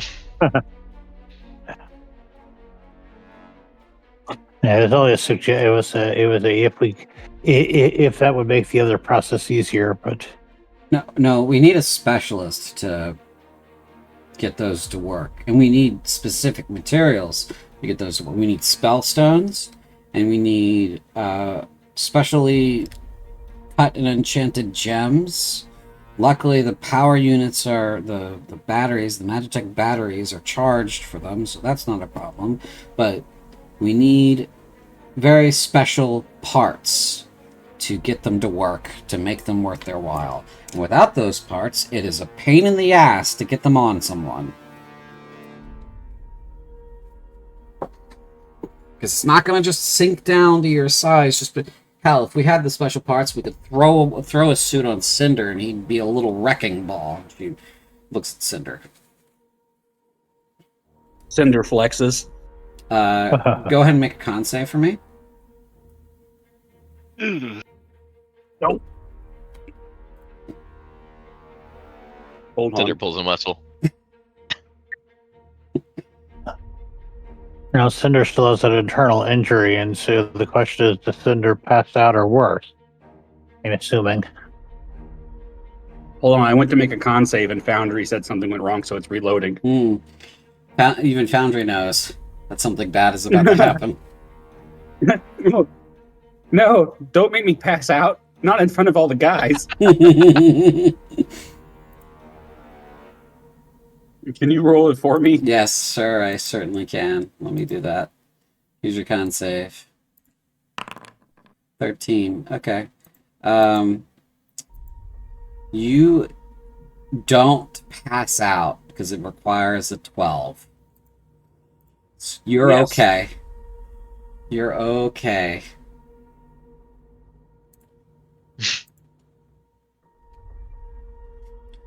I cringe, but I stay upright. The major says, so, all due respect, Justine, you need to be throwing spells around. You have magic. These guys, she points at the gentleman in the room, need to be in front getting their shit kicked in. You should be killing stuff with magic. You should be killing stuff with magic, she points at Amelia. The three of you should be getting your asses whooped and whooping their asses physically. That's how we should be working. That's how we should be operating. So, that all should be plainly obvious by now. Furia's injuries are... Shifting topic. Furia's injuries are healing nicely. She's going to be out of commission for another maybe like 4 or 5 more days. And then, we also will need a gemstone or something to get her a new eye, and you as well, Justine, at some point. So those are going on the list of things that we need to procure. So if you find something like that lying around, like a gemstone of some kind, hang on to it. We need a specialist to work that over so that they can get new eyeballs. Let's see, anyone else lose anything else? No, okay. The commander hasn't woken up. Don't know when she's going to wake up. So we will hold out hope for her in the meantime. And that's everything. Dismissed.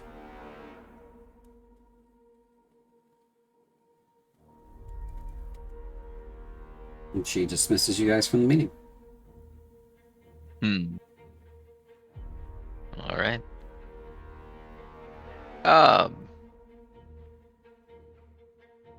do these teleport circles work?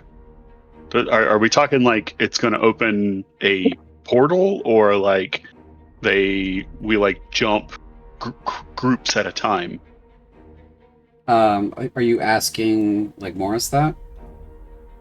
Yeah. Or I guess, Thalen might know in general. Well, you can how they do a history check if you remember how that works. I don't suppose you are versed in Arcana. Well, we'll see if he skipped school that day. This is specialty knowledge. This isn't something. Didn't we teleport on our way in here? Yeah. Oh yeah. Yeah, is a 13 enough for you to remember how I got here? Yeah, so it's not something that you covered in school, as I was saying, but it is something that you have done before. Your impression is it can work both ways. It just depends on the needs at the time. Okay. Yeah. I think Thalen will just chatter with Morris sometime about the best way to stage all the people and supplies based on however he's going to set the circle up so that when we do leave, we can do so in a hurry. His big thing is making sure that it will be destroyed after the last person leaves. Oh, yeah. So that they cannot follow. Maybe Dualhand will have some ideas about that. Morse goes, yeah, I like her. She's good with bombs. She's good with bombs. So. I think Thalen's gonna narrow his eyes. Just be like, "You're on thin ice, Morris." What? What'd I do? He's just gonna very seriously walk away. What the hell? What did I do to him? Major shrugs. You are wound up tight, Morse. You need to relax. How am I supposed to... Us getting out of here alive, Major, is kind of all riding on me right now. And between you, me, and the rest of the table, because Thalen just left, I'm the only one with the know-how how to do this. Our other two mages have no idea how all of this works. That one's vibe casting. He points at Amelia. And that one's a nun. He points at Justine. And she gets her magic from some god. So... this is stressful. Very stressful, Major. She rolls her eyes and looks very tired and says, okay. Go to work. Go to work. Nobody bother him. He's pissy. He's about to be missing a couple of fingers. No, we need his fingers. We need him to be fully intact. He just leave him alone. Let him do his What job. if I just bite off one of his toes? No. I think from down the hall, you could hear Thalen come out, like, very sardonically, like, "Somebody bring him a chair!" Morris leaves the meeting room.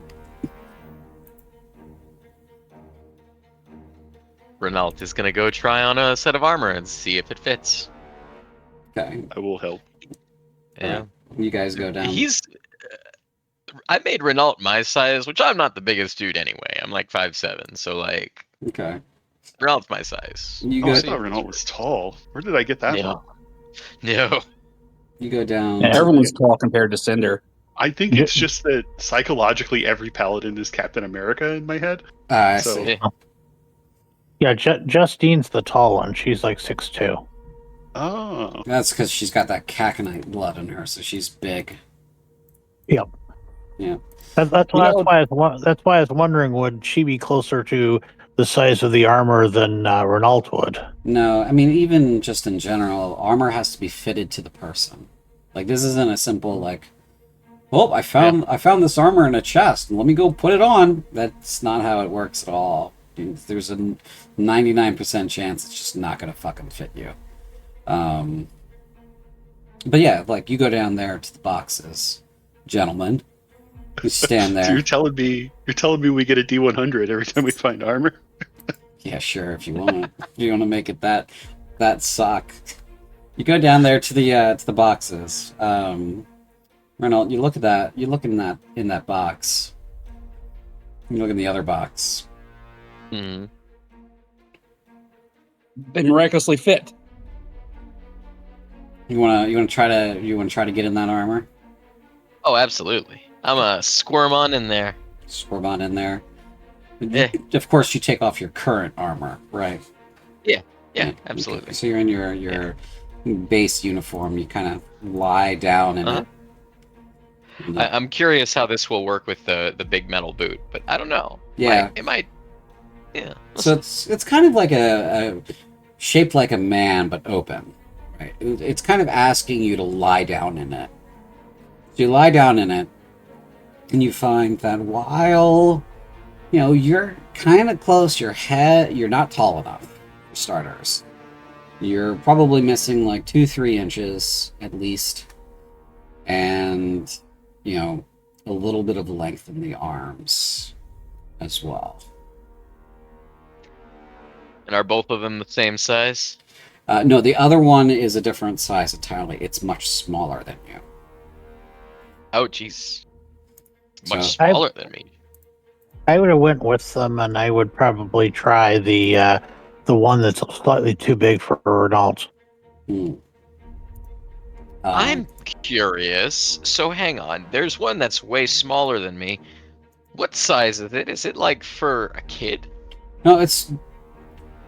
Make a perception check. Okay. I just want to say that there was a golden opportunity here to have a perfectly sized set of armor for Renault, but that was for a female. This set is actually it's actually shaped for a woman.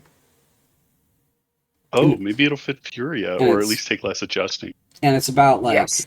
3 or 4 inches shorter than you. About Furia's size. Kind of perfect, actually. These have names on them, right? Can Yep. I read them? Yeah. Go Why ahead. haven't we tried that yet? Yeah, because you guys forget these things. You forget the lore. Yeah, Wait, so- but I'm doing it. yeah, you remember the lore, but but now you're remembering the lore. You guys had a moment where the 5 of you were standing around these things and you didn't remember it then. I'm just teasing you for that part. We all just Oh, forgot how to read all Yeah, of a sudden. we had to fail the 8th investigation check, and That's then right. he told us we could only take 3. We were still 5 investigations short. Like That's right. it's a process here. I get it. The players have to wind their way the most obtuse path possible to the solution. Okay. Is it in Kruik? It's in high. It's written in High Kruik. It's on the inside of the breastplate, so it's inside the armor. And it's for the one that's larger. There's none of the names stand out to you. Some of them are nobles. A couple of cousins of yours from way back. There's a Mardoja in there as well, and there is a Charon in the list as well. But this armor looks like it's been through at least like 14 people. And if it's been worn once a generation, that's 280 years. Right. Yeah. Renault is way less psyched about this because that's also a lot of dead bodies that have worn this armor. That's normal for you guys. That's a cultural thing for Corinthians. It's maybe not for Renault. That could be freaky for him because he's Darthaki. But like for the Corinthians in the room, i.e. Thalen, this is a normal thing. This makes the armor very venerable because it's protected so many people. Because it doesn't necessarily mean they died in it. They could have retired. But basically all of these people have begin and end dates on the armor. And so that means all 14 of them have died while wearing it. The other one, interestingly, the 2 of you are looking at it, and you guys don't really believe what you're seeing.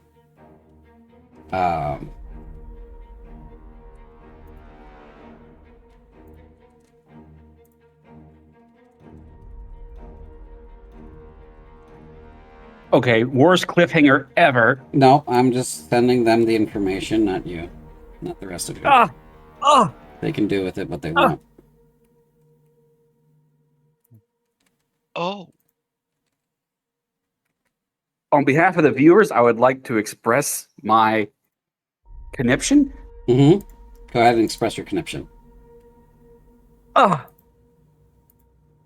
just to further add to the suspense, can I ask, is there an end date or beginning date on any of that, or is it just the name?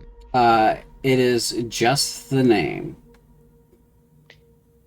Darrow, I will beat you to death with your leg if you do not say out loud what this is. Renault says, go ahead. Wouldn't I have also known the name? No. You didn't specifically look for the names. Oh, okay. Okay. Renault says, you were looking what at the hell? Why the? You were looking for the Why mechanisms. is Furia's name on here?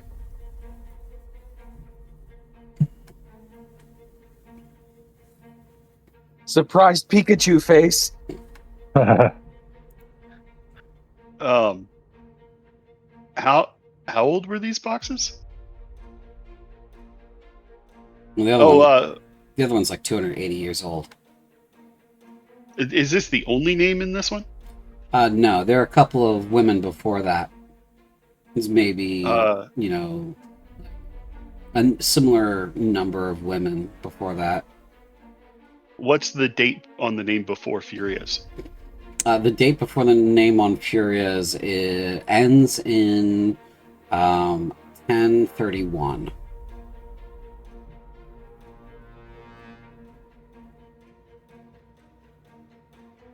Opens calendar.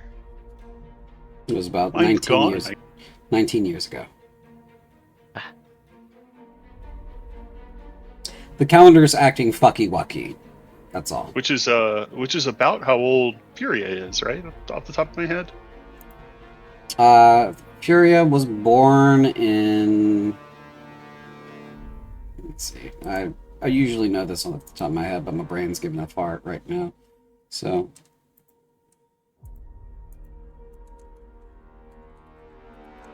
Okay, so She's a either couple this is years a- younger.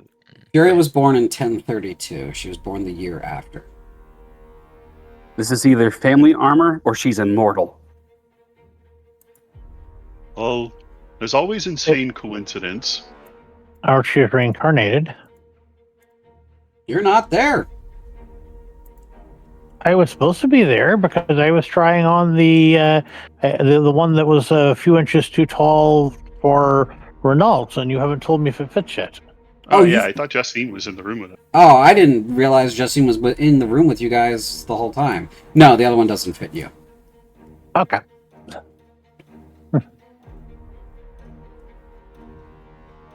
So that lends a few questions, honestly. I mean, for one thing, obviously, why? But for two things, why here? Why in this fort? Is there just a random box of Furia's question mark armor?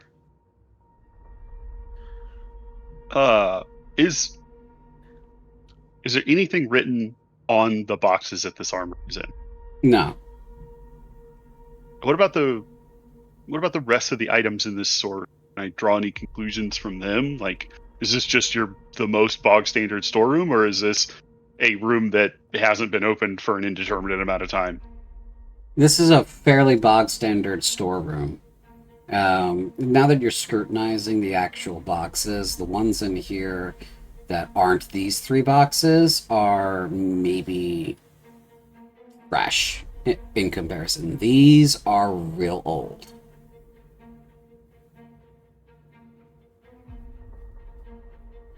Well, maybe Furia is a common name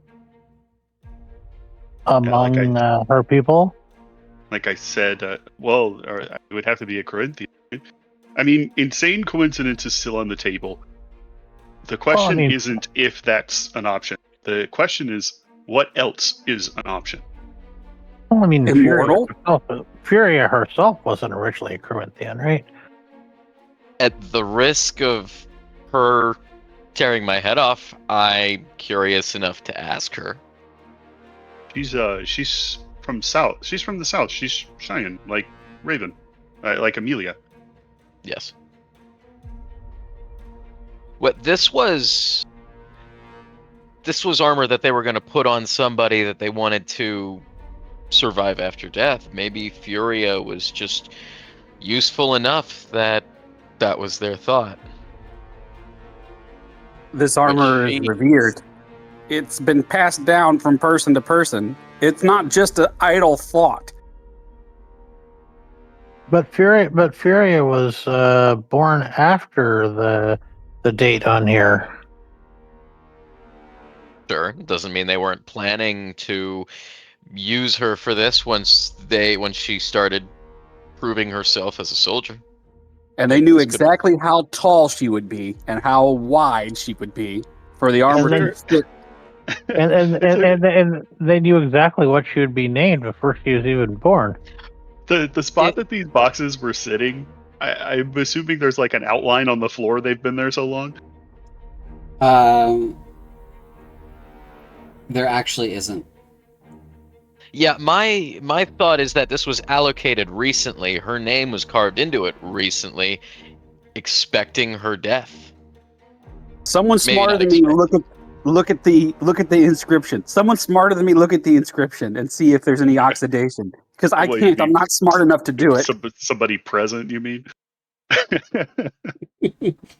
I do think Thalen is going to give it a as close to a like visual forensic one over as he can. He's trying to date not just the armor and the box, but like the room. I kind of right, like related to those questions I asked earlier. When did this get here? How do I think it was brought here? How long ago do I think this inscription was made relative to the other inscriptions? Those sorts of details. He is in full detective mode with all of plus 0 int. Okay. But we're going for it. All right. Go ahead and give me that intelligence check.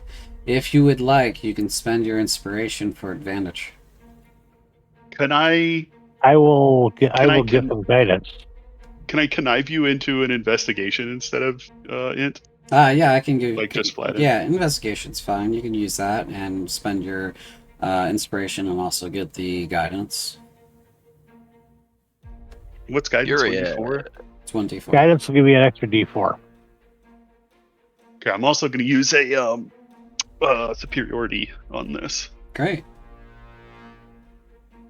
She's not going to be happy to know about this. Like, they were going to put me in a what? 6, 4, 2, and 16. Now this isn't adding up. This doesn't make any fucking sense. No, it doesn't. Why is this armor even here? It's impossible, right? That's what we're trying to find out. You're thinking this through, and you're thinking, okay, the boxes are very old. The boxes had armor in them. One of the boxes is now empty. There's a person inside of it, walking around with that armor on. One of the boxes doesn't fit anybody here. The other box fits a very specific person here, and also has their name already inside of it. On top of that, the room is not that old, so the boxes weren't already here when they started putting stuff in this room, and then that means that they were brought here. So the boxes were brought here by somebody. Let me finish. Okay, go ahead. The boxes were brought here by somebody at some point, but there's no way for them to know that the Bane Knights would be at this base. After all, this place was supposed to be destroyed. So, and it wasn't a Bane Knight base to start with. So how do we know that this was... There's some kind of serendipity had to happen. Somebody had to know that she was going to be here at this point in time for this suit of armor to be here for her.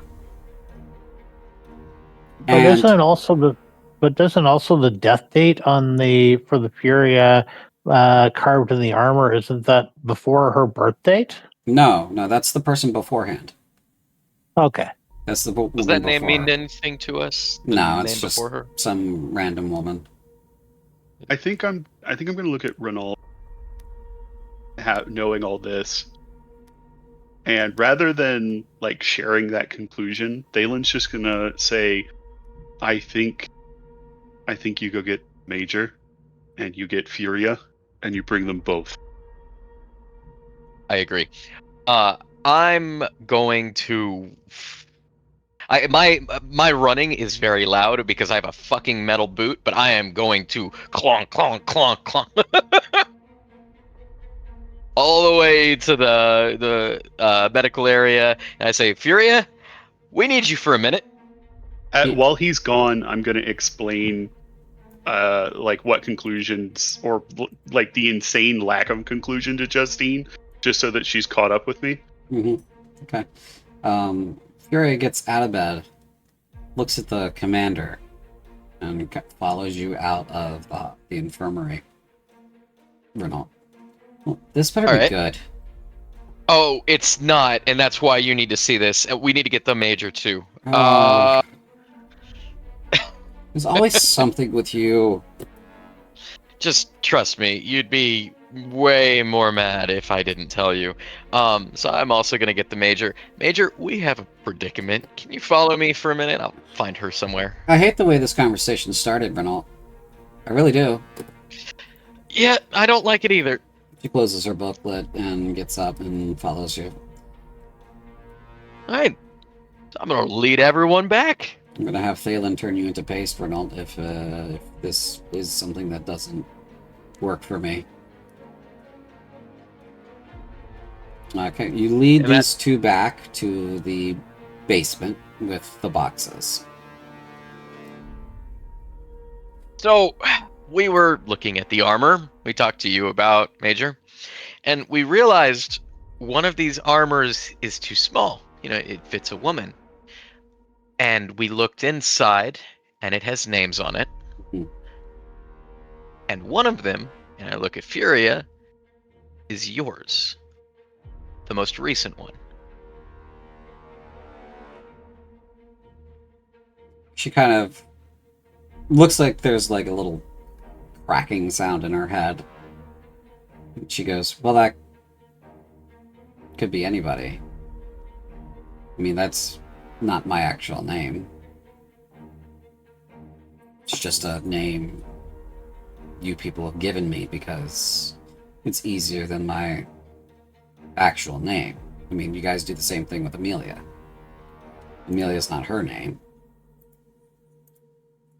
Sure. I think Thalen is very obviously doing the visual calculus of whether Furia fits in this armor. The problem is it does fit you perfectly. It's almost as if whoever made it or picked it out knew your exact proportions. And I think at that, Thalen's going to hold up both his hands and look at the commander and say, if it was just a name and a piece of armor, I wouldn't have gotten Renault to get you both. It's not that. It's that it's here. Huh? The insane serendipity of it. Who knew that we would be here? can I have you look at any of the names in here and just tell me if you know any of them? Furia? Furia looks in and goes, yeah, no, just my own's the one that is, that jumps out to me there, buddy.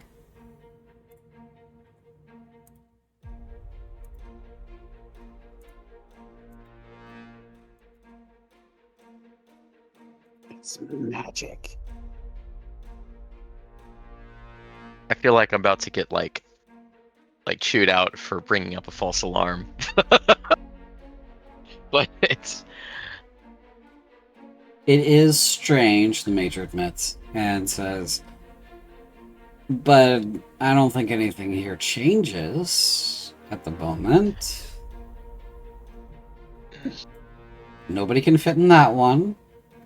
And while Furia can fit in that one, it's not any better than what she's got, considering we don't have the parts to make that better than what she's got.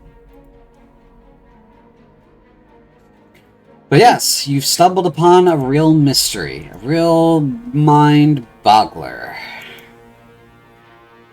and it's got a date for the previous one of 1 year before you were born. That's the other thing. Something is very strange here. Okay, so Furia says, okay, so it's supposed to be mine. I don't understand how, like, what does that have to do with? Is there a problem with that? Is there, like, are we in trouble because it exists and it's supposed to be mine? Renault Don't you want hangs to know his how it got shoulders. here? Huh? I mean, how long has it been here, though? No.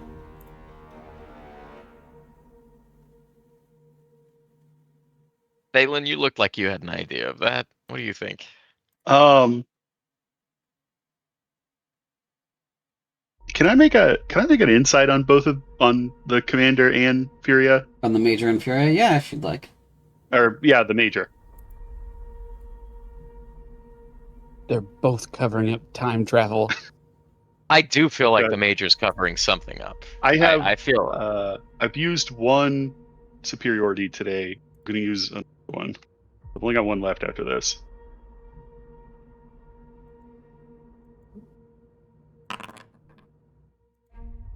Oh, wow. God damn. That's a nat 20 plus an 8 plus a 2. Okay. So, the Major, right? And Furia?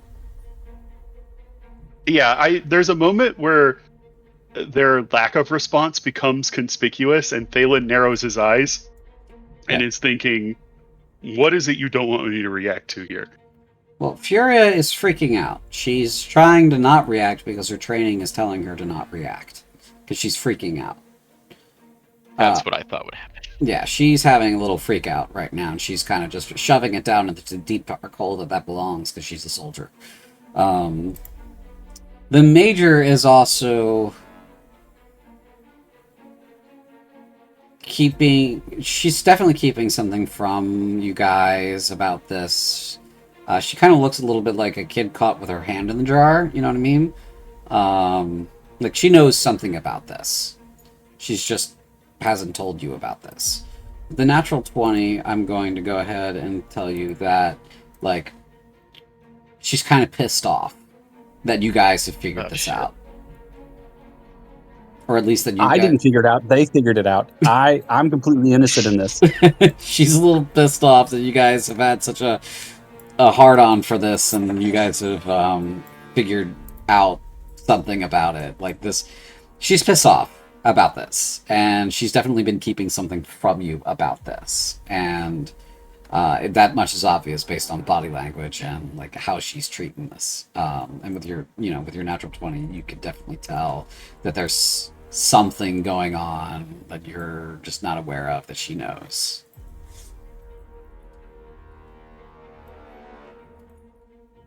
I think That's important language. I think Thalen, having realized that the Major is frustrated about this, and then seeing that this is causing Furia a lot of distress, Thalen's gonna turn his head to Renault, and I think he's gonna say, Renault, Justine, you want to take Furia back to the infirmary? I think the Major and I need to have a discussion. I'm gonna give you a nod like you're a braver man than I. And then I will. That's the last they've ever seen of Thalen. I'm kidding. Yeah.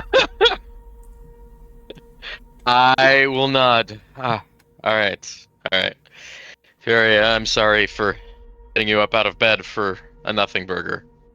Do burgers exist in Helcorth? Sure. Is that... Yeah. The national dish. She gets up and goes with you. And I assume, Justine, you're trying to linger because you want to hear the secrets.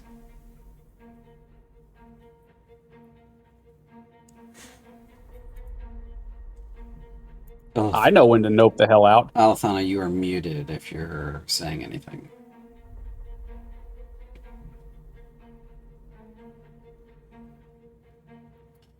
Okay. For clarity, the Major will not say anything until Justine has left, and it is just Thalen and the Major.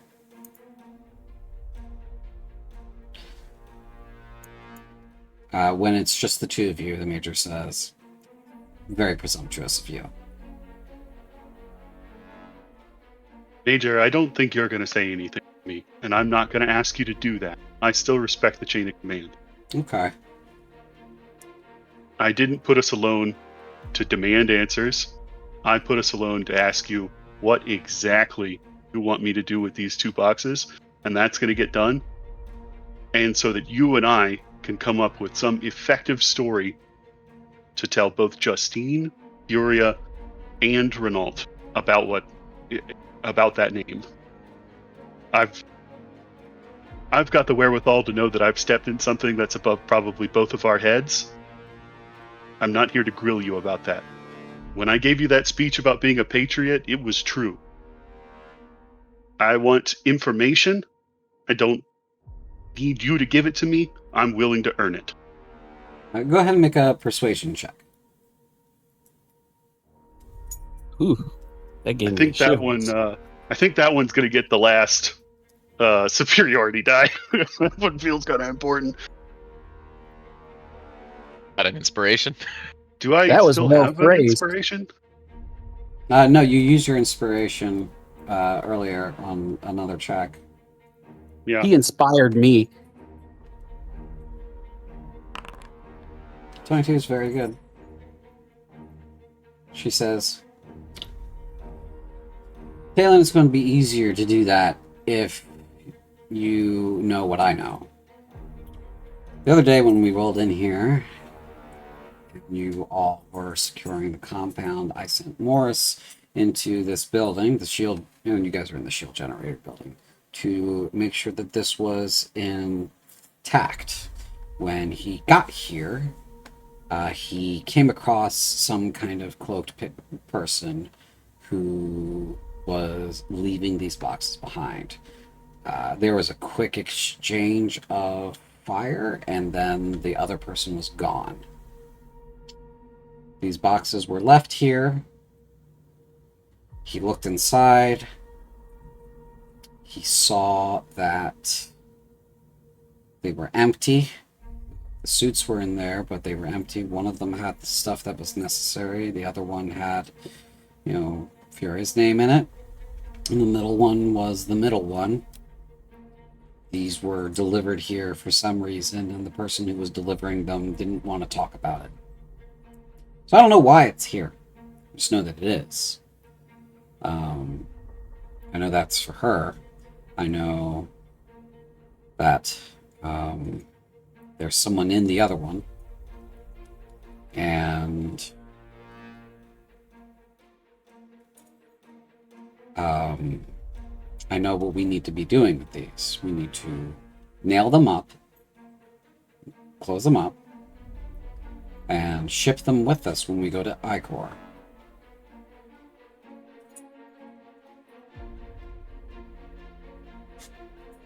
That's what we need to do. Because right now, It's gonna nod. for the 40th time, we don't have the means to make these useful to anyone who's alive right now. Or anyone who's dead. Because we don't have the tools and we don't have the specialized materials to make them work. And it's very frustrating for me to be able to say this over and over and over again, and you guys won't leave it alone. So, we nail them up, and we ship them with the rest of us to the base. I understand, Major. I know they shouldn't be here. It is what it is. Someone's helping us. I don't know why.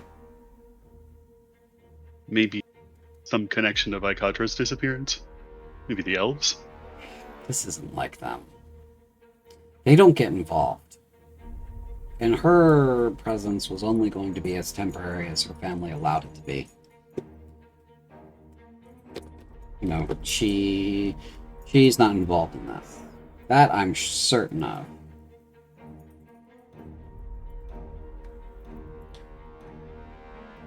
Morris looked like he'd seen a fucking ghost, though. It scared the hell out of him. I think Thalen will lose some of his edge, and looking down at the ground rather than the Major, he's gonna say it scares the hell out of me too. Yeah, the raw implication of it, that there's a whole knowledge layer that we don't have access to that's happening right. You're telling me. I don't know how the fuck this shit got here, and I would like to know. I'd like to know whoever that was that dropped that off. But I don't know. And I can't say for certain. And it gives me incredible anxiety and nausea. And it should be giving you those things too. ID. So, Congratulations, you stumbled upon a mystery that we can't solve.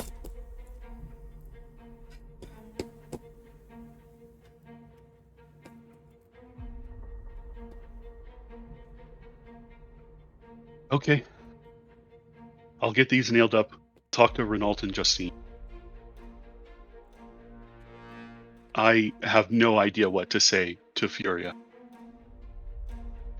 Well, we've done a fantastic job of freaking her out, so she's probably going to need like a whole week before she's ready to fight again. As she kind of spins on her heel and steps out. And she stops before she reaches the stairs and says, "You know, Thalen, get used to this feeling.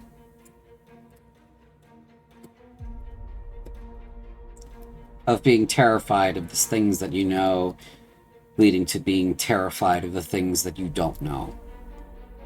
Because if you want to be in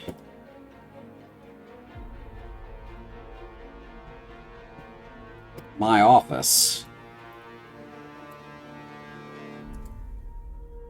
then that's kind of where we live." Someone has to do it, Major. May as well be us. She kind of makes a flat face, nods, and then goes up the stairs.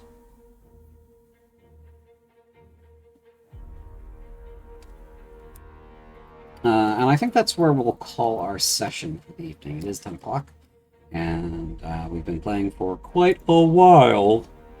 So, yeah, we can call it here. And that'll be it. Thank you, everybody, for coming out and watching. Thank you guys for coming by and playing. And we'll see you in 2 weeks on the 15th for Baptized in Blood, and we'll see you on the 3rd for the introductions session for Saphira. See you then. Bye-bye. Thanks. Bye. Bye.